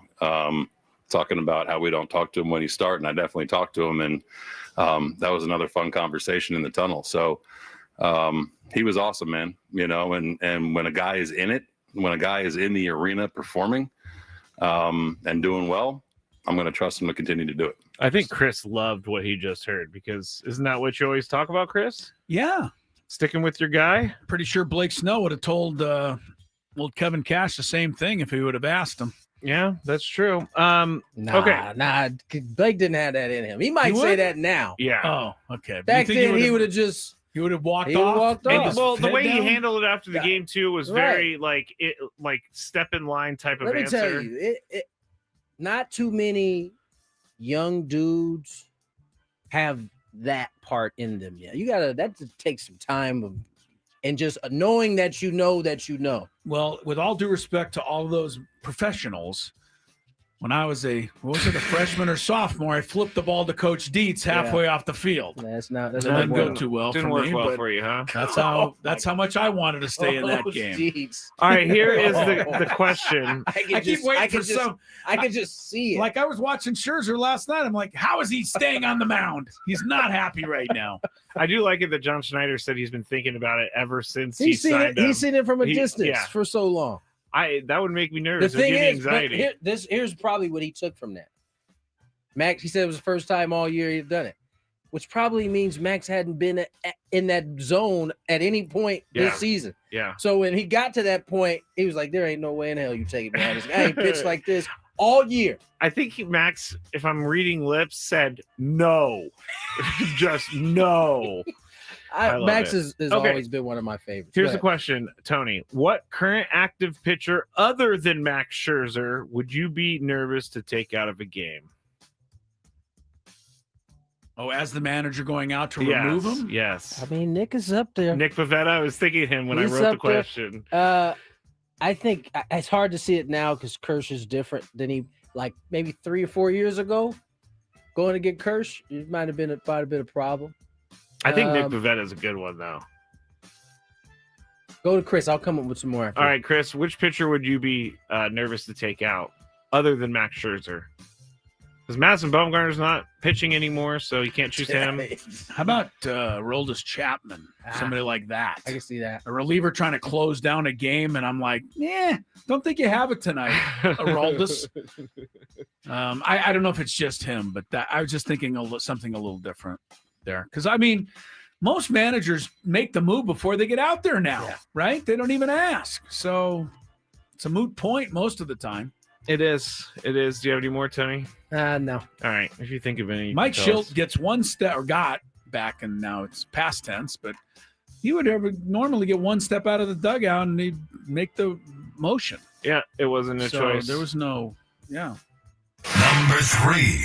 Apple TV has clinched U.S. rights to Formula One, adding its live races to flagship streaming service Apple TV in the wake of the Brad Pitt movie blockbuster F1 the movie. Have you guys seen that movie? My kids did. They liked it. Great movie. Really it's very long, but Brad Pitt and everything is very good. If you didn't say every movie you've ever seen was great, That's also I true. might be willing to check it This out. is a good movie, and it's caused That is also very true. It's caused so much interest in F1 F1 that Apple paid a bunch of money to broadcast to the U.S. They secured a 5-year agreement for the broadcasting rights starting next year.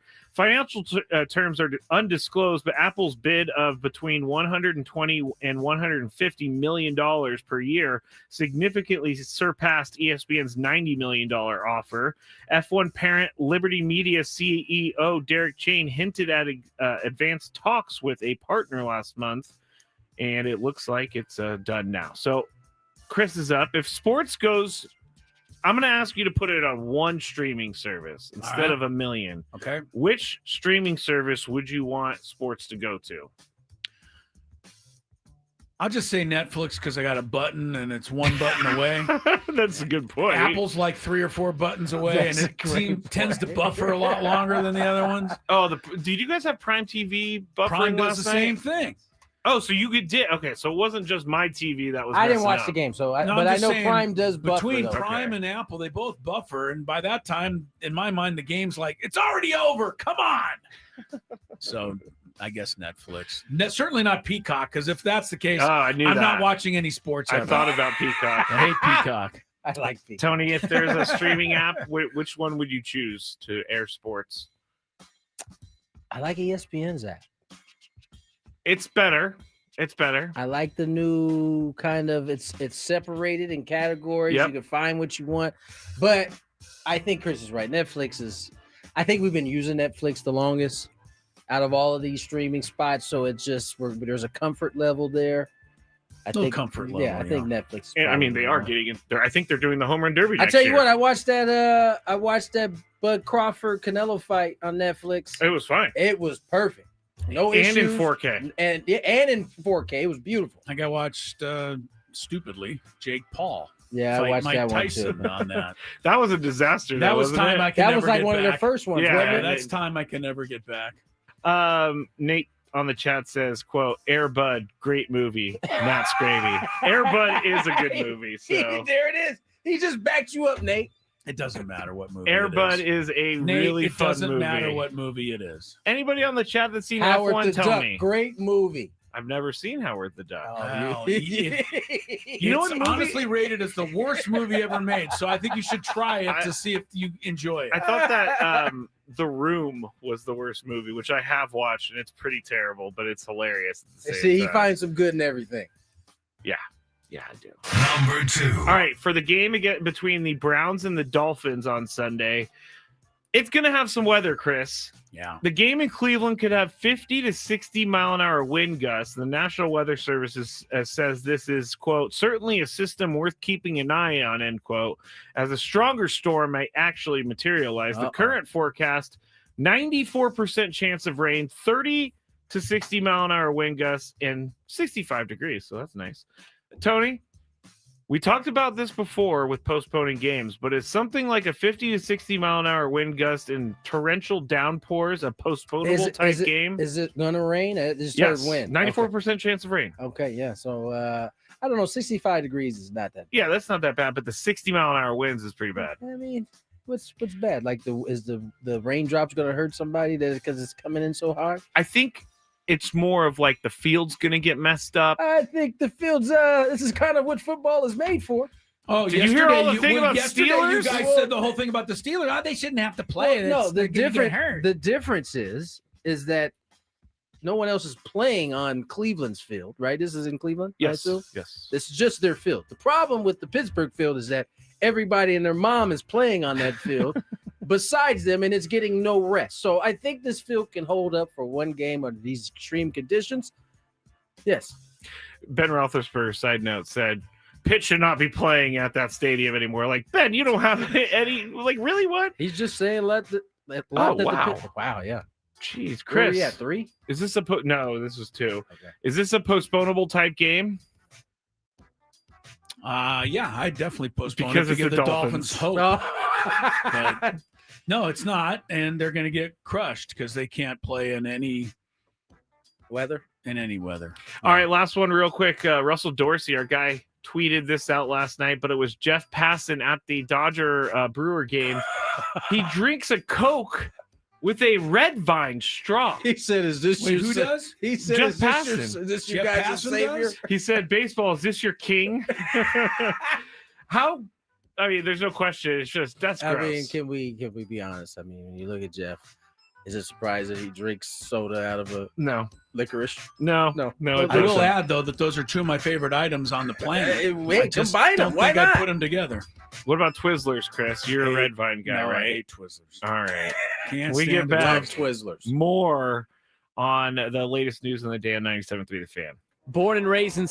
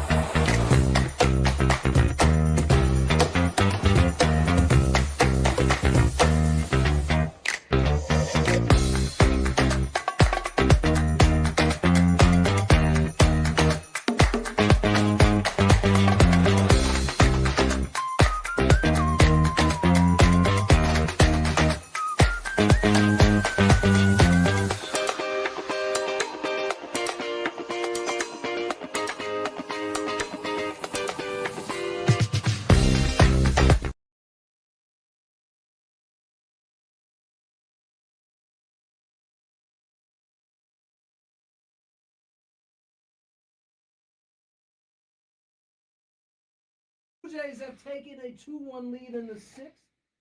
Yeah. Clement with a RBI single, giving the Blue Jays a 2-1 lead. Should have never been an RBI. Yeah. Alejandro Kirk was on second base. He's not fleet of foot at all.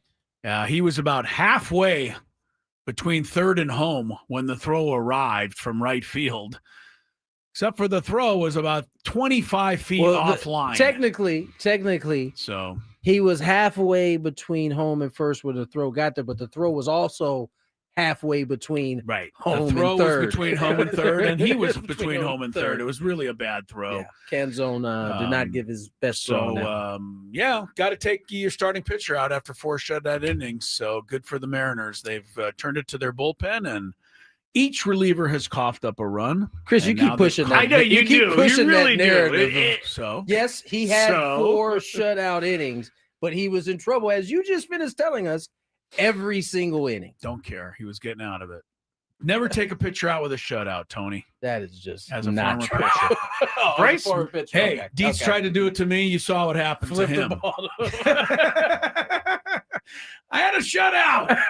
Come on. He knew you were teetering on disaster. He was like, "Gotta get this guy out of here before he gives up a bunch of runs." 75 pitches through 3, Chris. This is not working. What do you mean I'm throwing a shutout? I wish I could teleport back in time to see you flip this ball to Coach. By the way, I can imagine it too. Tony, you know that I pitched way before they had a pitch count, so That's nobody true. knew. That's true. I could throw as many as need be. He was just like, "Hey, man, it's been a little bit. You giving up nothing." Yeah. All right. Go to the bullpen. Got to go to the bullpen. I would not trust Bryce Miller in another inning if I was what's his name? Dan Wilson. Yeah, well. He did. He didn't. Now he's losing. So there you go. Chris, let's talk about your favorite sport, NHL. Okay. I read a report today in the Athletic that expansion teams will carry a price tag of at least $2 billion. Whoa. Is that how many more do they want to have in the NHL? It sounds like 2. Yeah. But 2 maybe I'm just unaware. I didn't know hockey teams were going for $1 billion. I didn't know they're making that kind of money. I mean, they're certainly not making it in TV revenue, right? I mean, ESPN, lowballed them because ESPN does that. Now, the article says general. that the NHL is not actively seeking expansion, but it's already established a floor for what any future franchise would cost. Oh, wow. I just looked up the NHL team worth the most. The Rangers? Maple Leafs. Oh, the Leafs, huh? How much? $3.8 billion. Wow. Rangers are $3.5 So, billion. you know what? I think this is further proof that no longer is, if anyone is trying to buy a team because they know it is actually a lucrative thing. You are, you have a license to print money if you own a team, Yeah. apparently. I mean, if you're an NHL Do you team's remember worth- when people were trying to sell teams in like the 80s and 90s? No one's I selling remember now. when, Everybody's trying to get in. the NHL has gone through, some incredible growing pains. I guess it's like every sport, but I mean, there were teams changing location almost every year. I mean, Atlanta's had 2 teams in their not so illustrious history. Both have left. One went to Calgary. One went to where the last of the Atlanta Thrashers went to Winnipeg or somewhere. Anyway, Minnesota? No, that's not them. Minnesota went to Dallas. Then Minnesota got a new team. Atlanta went to Calgary. Atlanta got a new team. That one left. Hartford left for Carolina. I liked Hartford. I did too. They had the whale. Yeah, I like the whale. Blue and green, good colors. Evidently, the people in Hartford didn't like it No, enough. apparently not. So, now all of a sudden, teams are. It's just a big deal. How about this? Gary Bettman told our board of governors. This is John Ledecky talking. He's the owner of the co-owner of the New York Islanders. He says Gary Bettman told our Board of Governors meeting that their expansion, the minimum price would be $2 billion plus a $500 million to $600 million equity commitment for a new arena. So it's really going to cost you more than about 2.6. What's going to cost you? I got that in the couch. So Are tickets affordable in your mind, Tony Gwynn Jr.? It's hard to overall, ask because we tend to get lucky on tickets. But yeah, could you afford? Would you go to a Laker game? No, just for the hell of it. No, I don't think you. I don't think you can. No, yeah. I'm gonna look up LA Kings. I got a family of 6, so if I'm going, it's like 2 of us are going, and we might be able to pull that off. I mean, it's so much money, and that's to sit in a seat that you can't really see a whole lot. I'm not talking about having one of the really good ones. No, you're not close. And I think if you're the NHL, don't you have to one of the reasons, there's 2 reasons why San Diego doesn't have a team. First of all, hats off and kudos. Gulls fans still come out there, 5,000-6,000 people to see Gulls hockey, and they're great fans. So I'm not trying to, disparage any of that. But as I used to tell the Gulls fans many years ago when I was doing the games, and I'll tell them again, you wish for the NHL, but be careful what you wish for. Because if there was ever an arena here where you could get an NHL team and they moved one here, it would price most of you out. I really believe in order to have an NHL team supported and an NBA, almost everything has to be corporate sales. You have to sell to businesses. You have to sell to corporations and make deals in advertising. A few people can afford season tickets. Yeah. You and I were just talking about trying to get 2 tickets to go to one Laker game. Imagine if the guy called from the Lakers and said, "You interested in season tickets?" Like, what? I'd be like, yeah, but go to how much 40 games? How much is it going to cost? And it's $300 a game. I mean, so yeah, that's the thing about those two sports in particular. Football is incredibly expensive, but they're only asking for it 7-8 times a year. Right. Baseball is expensive too. Oh, but football builds in that 7-8 times a year into the cost. My friend told me that they went up to a Chargers game last year, legitimately cost him and his family over $700 to go to a game. For sure. And that's probably for how many people? 5. And they got 700. That's probably on the lower side right there. I mean, for 5 people. And I'm not trying to pick on SeaWorld. I shouldn't, but they're the first one I clicked in on. Bring 5 people to SeaWorld on a Saturday. Tell me how much that costs you. By the time you park and buy lunch, that's got to be around $5 bills. 700. It's going to be up there more, maybe. I mean, did you see that Disneyland raised prices and you don't even get the early entrance anymore? No, how about that? No, you have to pay extra for like the Fast Pass and Lightning Lane or whatever it's called. If you want to go to a Los Angeles Kings game tomorrow night, you can get some pretty decently priced tickets. $40 for like the back of the Staples Center or Crypto.com arena. But those are pretty well priced. There's a lot of options for $45. But if you want to go to a Lakers game, you're way up there though, aren't you? You're literally last row. Yeah. But I think is hockey it's better okay to see it from the high? It's okay to be up high, but the upper row, like in a corner, it's going to be Well, this one was not in the corner. It was $47. But the lowest price I see for Lakers tickets is $70 for the back row. And a basketball game, you need to be a little bit Well, if you got closer. your iPhone, you got a new iPhone, you could. Oh, yeah. You've seen people like zoom in. That's crazy. You're watching a game. Wait, you look at your phone and the game. Oh, my goodness. You could zoom in because at that height, you're kind of up there. You can also go and sit courtside for $6,400 a seat if you would like to do that. How much? I'll tell you one thing. $6,400. I would rather pay $6,000 to sit one game courtside than $70 to sit in the upper row and not see the court. I really would. I mean, I don't have the money, but that is an experience. We've talked about it before. I'm going to look at 49ers tickets just real quick. I also want to be fair to SeaWorld. They have a limited time offer right now, $117 each for an adult. There you go. I'm finding tickets for the 49ers, obviously up in the rafters for this Sunday night, $92 a ticket. I think that's all right. It's But not bad. if you want to go like to the middle section, How much does it and go? So 96 to what? $232 per seat for like a middle section. Football games, I think you could sit at the top. Football games are okay with that. I sat at the top in the Charger game. I will tell you. Well, that. then you had to. Once I could look past drunk Bronco, I was gonna fan, say. I saw a pretty good game. I was gonna say you have to deal with people like upside that. down. You didn't have to look at him too long anyway. Right. I'm hoping in the nice seats down there on the 50-yard line, you know. Oh, drunk Bronco that guy's fan. getting removed down under the Right, nice yeah. seats for Yeah, sure. he sat next to us for a whole quarter. Look at this. I'm looking at this seat right here for $341. It's on the 50-yard line. It's just one. It's just one ticket, but it's affordable. I guess That's not affordable. for $341 for a 50-yard line ticket. That's pretty good. I mean, no one's going by themselves though. Yeah. So you're not just. I mean, I guess you could just say, you know what, it's just gonna be me going there. All right, son, it's your turn. You get to go to the game by yourself today. Yeah, that would be ridiculous. I mean, I can't believe my grandpa had 4 seasons. Let's turn back time again. When I was in high school, when I got a ticket and I could drive, a ticket. When I got a license and I could finally drive, I used to go to a Dodger game. I went to many by myself. I didn't mind. I would sit out in the pavilion. I would keep score. I'd have a good time. And it was $1.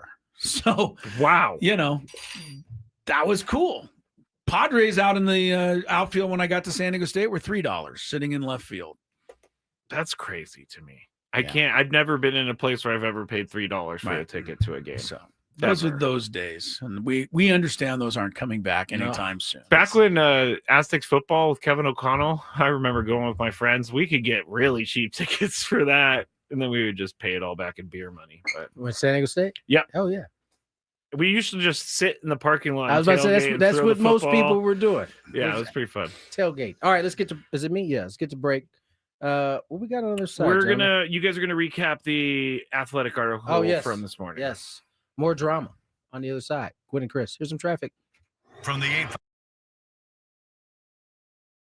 All right, it's time for the Beaver Nuggets. So the story is somehow Buc-ee's got brought up. I think Frank brought it up. Yes. And it's a rest stop / mall / entertainment zone, super center. And someone said on the chat yesterday that they have like 100. They went to one with like 100 gas pumps, which is a lot, I guess. But while we were talking about this, Sam Levitt was in New York listening, and he goes, "Put me on, put me on, put me on." And so we put him on, and he's talking about how much he loves Buc-ee's. And so we got into the conversation, and it ended up being about the Beaver Nuggets. And so I had to order them because I find the name Beaver Nuggets very gross. I find it gross. But we're going to go with this. It's kind of like a Cheeto / a corn pop. It's like a cheese doodle. A cheese doodle. And we're going to eat them right now. I don't think these are bad, but here we go.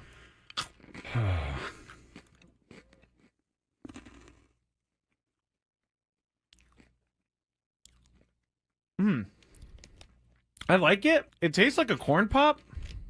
I was going to say it tastes like a waffle, really. It does kind of taste like a waffle. You know what? I'm in. These are good. Yeah, I'm not. You want another one? No, I don't want another one. But yeah, I mean, it tastes like a waffle, like a waffle with syrup on it. It's pretty good. I gotta say, I'm not hating these at all. Actually, they're very good. I like this. The waffle is a perfect explanation. If you've ever had, I'm sorry, I'm talking on the microphone with food in my mouth. But if you've ever had a what is it? A Lay's potato chip that's waffle flavor. It's kind of like that. Sad Fryer says, "Are they cheesy?" No, they're not cheesy at all. Actually, they're sweet. No, it's like a hard waffle with syrup on it, with dried encrusted syrup on it. Now I don't exactly know what the puff is. It could be just fake something. Most likely. I mean, it's like caramel a little bit too. All right, I gotta stop eating these because I will eat the whole bag. I love these things. I'm gonna leave them here though because I will eat this if I go home, it's just going to be a bunch of beaver nuggets in my bed as I sleepwalk or something like that. All right, it's time for the beaver nuggets. So the story is somehow Buc-ee's got brought up. I think Frank brought it up. Yes. And it's a rest stop / mall / entertainment zone, super center. And someone said on the chat yesterday that they have like 100. They went to one with like 100 gas pumps, which is a lot, I guess. But while we were talking about this, Sam Levitt was in New York listening, and he goes, "Put me on, put me on, put me on." And so we put him on, and he's talking about how much he loves Buc-ee's. And so we got into the conversation, and it ended up being about the beaver nuggets. And so I had to order them because I find the name beaver nuggets very gross. I find it gross. But we're going to go with this. It's kind of like a Cheeto / a corn pop. It's like a cheese doodle. A cheese doodle. And we're going to eat them right now. I don't think these are bad, but here we go.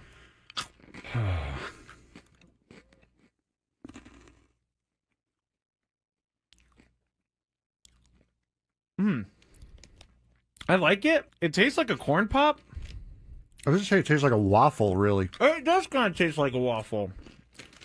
You know what? I'm in. These are good. Yeah, I'm not. You want another one? No, I don't want another one. But yeah, I mean, it tastes like a waffle, like a waffle with syrup on it. It's pretty good. I gotta say, I'm not hating these at all. Actually, they're very good. I like this. The waffle is a perfect explanation. If you've ever had, I'm sorry, I'm talking on the microphone with food in my mouth. But if you've ever had a what is it? A Lay's potato chip that's waffle flavor. It's kind of like that. Sad Fryer says, "Are they cheesy?" No, they're not cheesy at all. Actually, they're sweet. No, it's like a hard waffle with syrup on it. With dried encrusted syrup on it. Now, I don't exactly know what the puff is. It could be just fake something. Most likely. I mean, it's like caramel a little bit too. All right, I gotta stop eating these because I will eat the whole bag. I love these things. I'm gonna leave them here though because I will eat this if I go home. It's just gonna be a bunch of beaver nuggets in my bed as I sleepwalk or something like that. All right, it's time for the beaver nuggets. So the story is somehow Buc-ee's got brought up. I think Frank brought it up. Yes. And it's a rest stop / mall / entertainment zone, super center. And someone said on the chat yesterday that they have like 100. They went to one with like 100 gas pumps, which is a lot, I guess. But while we were talking about this, Sam Levitt was in New York listening, and he goes, "Put me on, put me on, put me on." And so we put him on, and he's talking about how much he loves Buc-ee's. And so we got into the conversation, and it ended up being about the beaver nuggets. And so I had to order them because I find the name beaver nuggets very gross. I find it gross. But we're going to go with this. It's kind of like a Cheeto / a corn pop. It's like a cheese doodle. A cheese doodle. And we're going to eat them right now. I don't think these are bad, but here we go.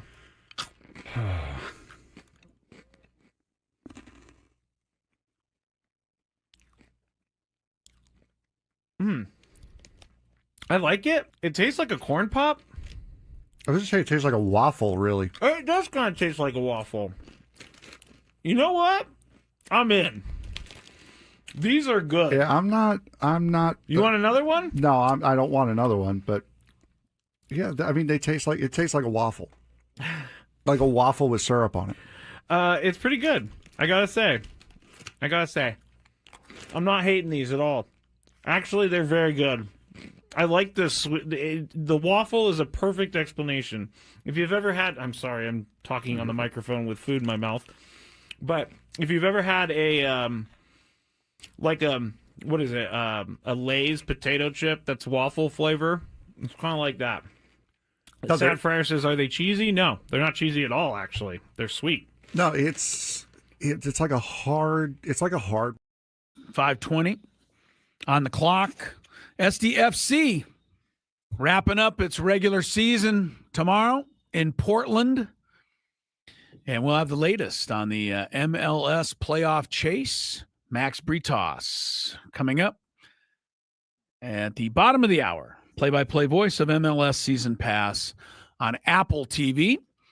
The SDFC right now currently 3 points back of Vancouver with one match left. SDFC must win in Portland. Vancouver lose to Dallas. And that would give SDFC the title in the Western Conference. Otherwise, they could conceivably fall all the way to fourth. It's that close right now. Should they lose in Portland? So LAFC's on their tail, and there's a Minnesota. Yeah, right. So it's a big. Sorry, Scraby just I didn't realize skid marks on the floor over that's there. A different skid marks. Yeah, I know they are. My shoes are basketball shoes. Okay. But George Springer just took a pitch to the kneecap. And that hurt. That made your feet move. Yes, it made me cringe. It made your feet move. It did. It was bad. It was like dead on to the kneecap. It's about the only bad news right now for the Blue Jays. They lead over Seattle 2-1, top of the seventh. Skid marks. Toronto trying to. What did he say that one day? He was. Gosh, it's on one of our opens. What did I say? Yeah, you that he's gonna wipe his butt. You're gonna wipe my butt. I did not say that. Yes, you did. Play it. I don't have it with me. I mean, He it's says, just I one hope of they wipe your butt for you, or something like that. Yeah, You I meant didn't to say say I was going to wipe your butt. I would never. All right, fine. I'm gonna go try to find it now. I'm gonna go try to find it now.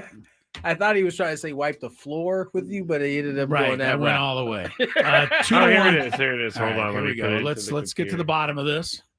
Oh What you got? We got a They delay. They didn't fix it. That's fine.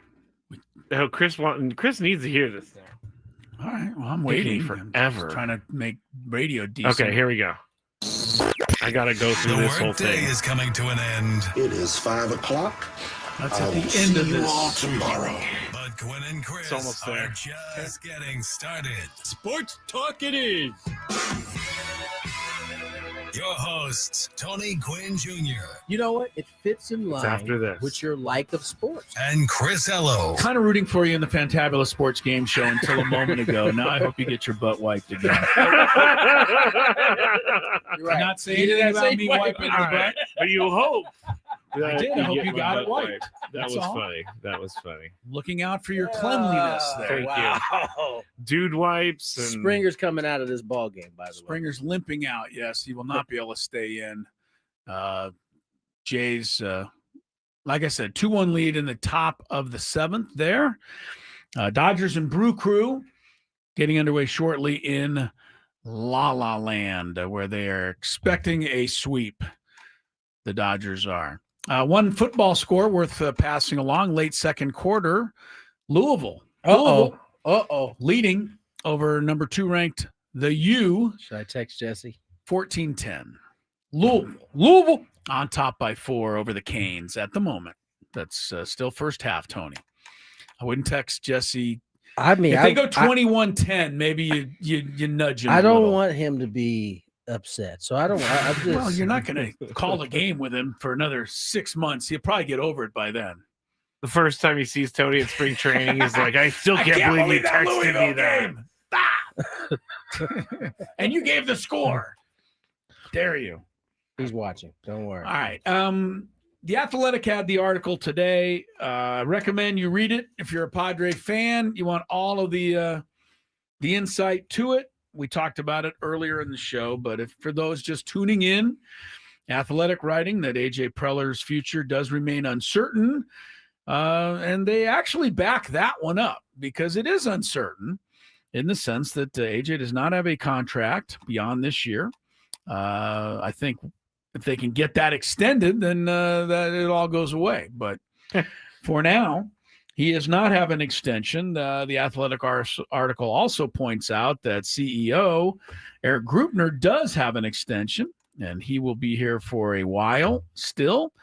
It also infers, perhaps, according to sources, that while A.J. Preller was a Mike Schilt fan 2 years ago, A.J. Preller wanted to hire Ryan Flaherty as the new manager, and that the sources say there were those above him that overruled.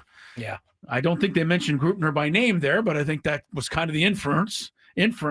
Anyway, it's like I said, I think there's an article where you kind of opens your eyes a little, like a couple things, and then there's some clickbait like that.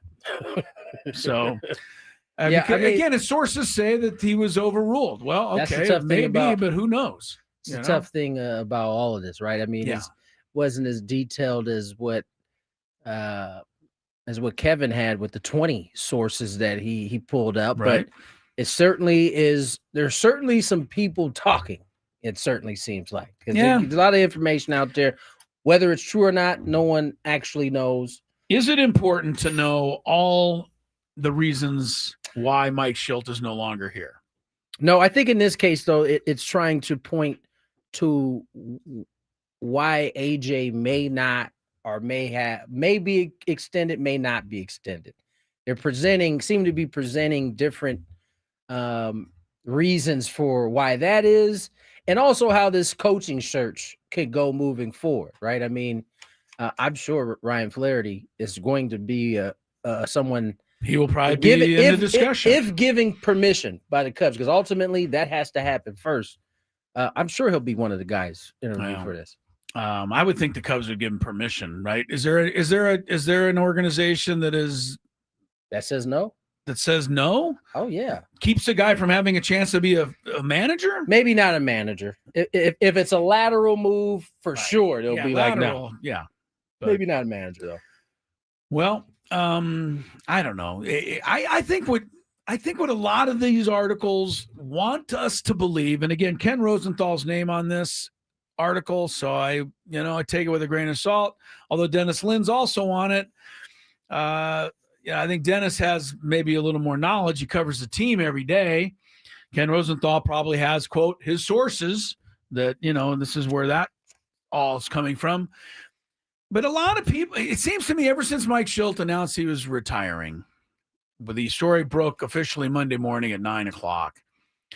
It seems to me that for 4.5 days since then, everybody's basically been trying to unearth the fact that the Padres organization is dysfunctional. That's what it seems like. Right? It's trying to point to. Yeah. And I still haven't seen anything credible that shows me that's true. But there's a lot of people who tell me they have a source or they heard something or that guy said something. And this whole organization is just behind the scenes is a complete mess. You're usually not having this kind of success when you're having dysfunction. I would tend to agree with that. Yeah. But again, that's kind of what's been happening. So if you want to see the latest, the Athletic article is there. Andy on the chat says, we have to know so we can be angry at something, which is the Fair truth. enough, Andy. Which Fair is enough. the truth. Yeah. I don't really think it's productive whatsoever. I'm just interested in who the next manager is going to be. And if they re-up AJ, I don't really care about the rest of it. Because and I hope they re-up AJ. I mean, I think they need to. Absolutely. They're not gonna. There's no way there's anyone out there gonna come in. I can't fresh off the street, pick up where AJ's left off, and do this job with this team without at least having a period of getting familiar with the whole organization. Also, can you think of anybody that has been more creative under the same type of circumstances anywhere in the league? I can't. No, I mean, if you want to, maybe the Brewers. Brewers might be the other team that can take, You mean the only team in baseball that could hit worse than the Padres in the playoffs? Yeah, maybe we shouldn't compare the two. Maybe not. I've only mentioned them because they're a low payroll team that is consistently getting into the postseason. I know what you're saying. If you would like for boring trade deadlines, if you would like for I players, middling players, then I think that's what you would get if you let AJ Preller go. Well, that doesn't guarantee that. I know. I just can't believe you'd have the same success right now. Not under these circumstances. But we'll all find out together where it all goes. And we'll go, in the meantime, to a quick timeout ahead of our soccer interview with Max Britos. Look forward to that, giving you an update on SDFC. Don't forget Aztec basketball. Tonight, the scrimmage at Viejas, I believe. Chris is all suited and booted. I know. I have my. down there. I know. He's I wore in jeans. his out in the town It's clothes. ridiculous. I wore jeans and socks today to work, and Scraby's, oh, where are you headed? Well, I know that anytime he wears you that don't outfit, usually wear that stuff. When you wear that combo on the bottom, the jeans and the shoes, I know you're going. He's got the hard bottoms on. Yeah, I know. I know it's happening. He's definitely this guy going out of the town tonight. can't stand shoes. I like shoes better than belts.